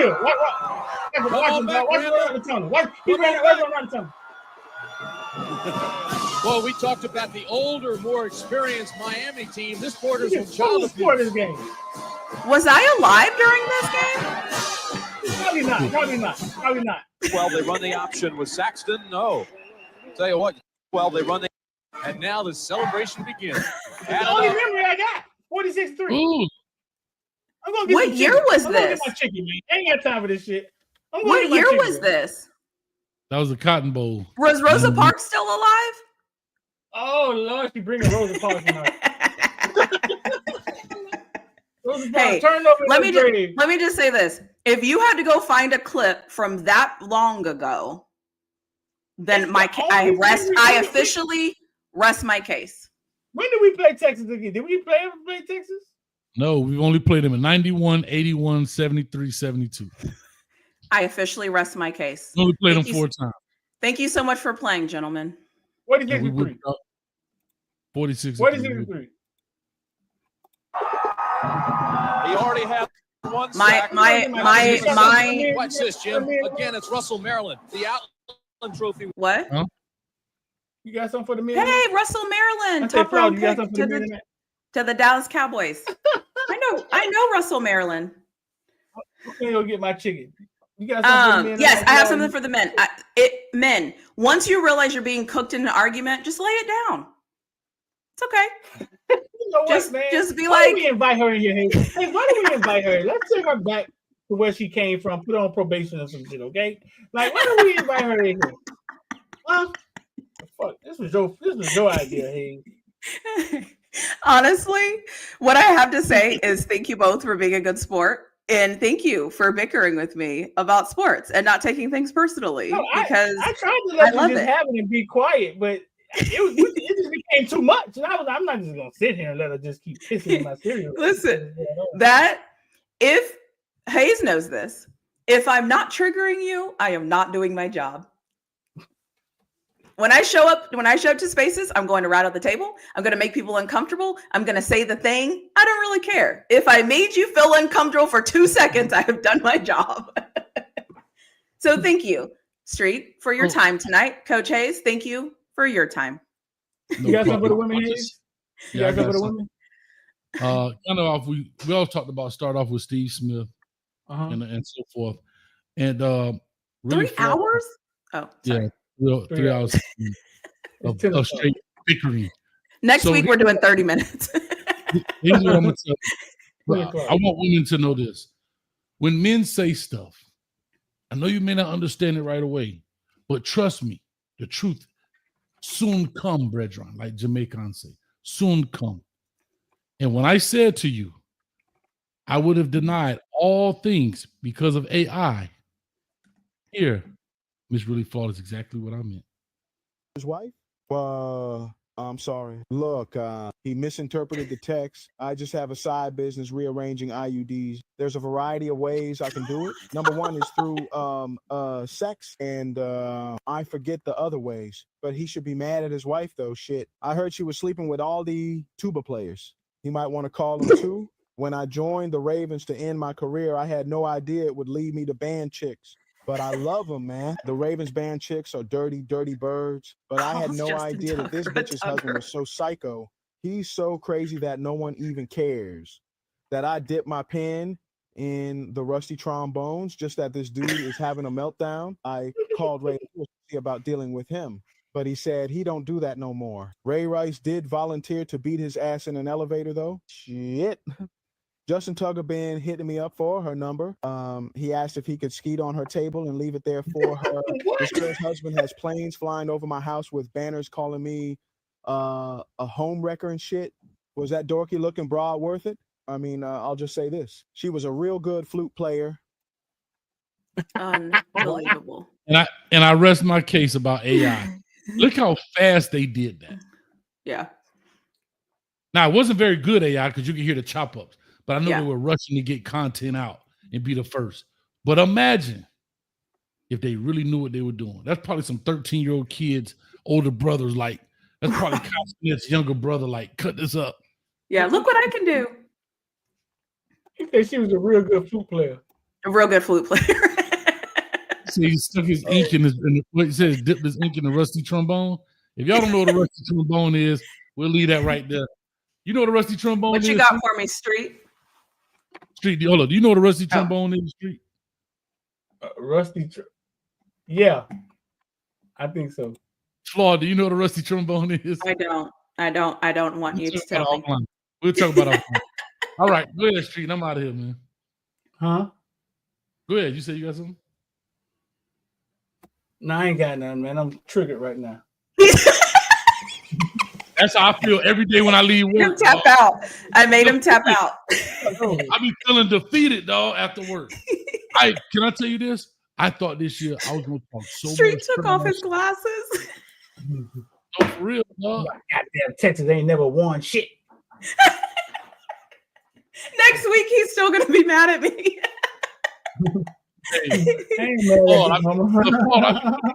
Hey, every day I leave work, I drive home like this. I got something for you. Go ahead.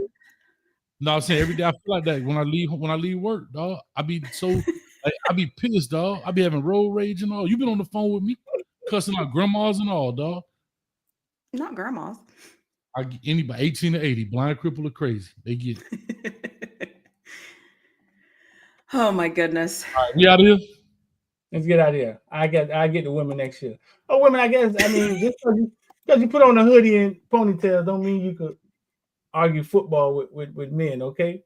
That's what I got for women. Is that the only thing you could say? That's it? Fuck Texas. You just gave me an hour of your public time. But okay. And you lost. Shout out to my dog right there with the Marine hat on and old crop top Marine. Yeah. Next week I'll come in a bikini so that Street can feel safe again. So he can feel like he can dominate me.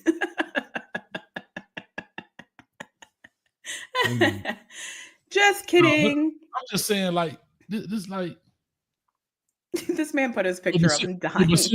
Seriously, like this is the argument I have every day. And once I get past my 5 national championships, I don't have any more ammunition. That's it. And my whole thing is too that I always tell people this is also a great opportunity. Like, hold your coach accountable to this crap. You don't have an argument. You can't defend it. Make them do something so that you can defend them again.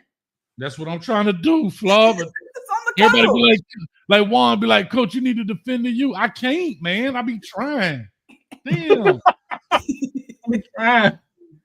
Think about it, dog. We 1 game better than Colorado this year. Damn. The fuck? How am I supposed to defend this, Cristobal? Really flawed. I don't know if you ever heard me say real.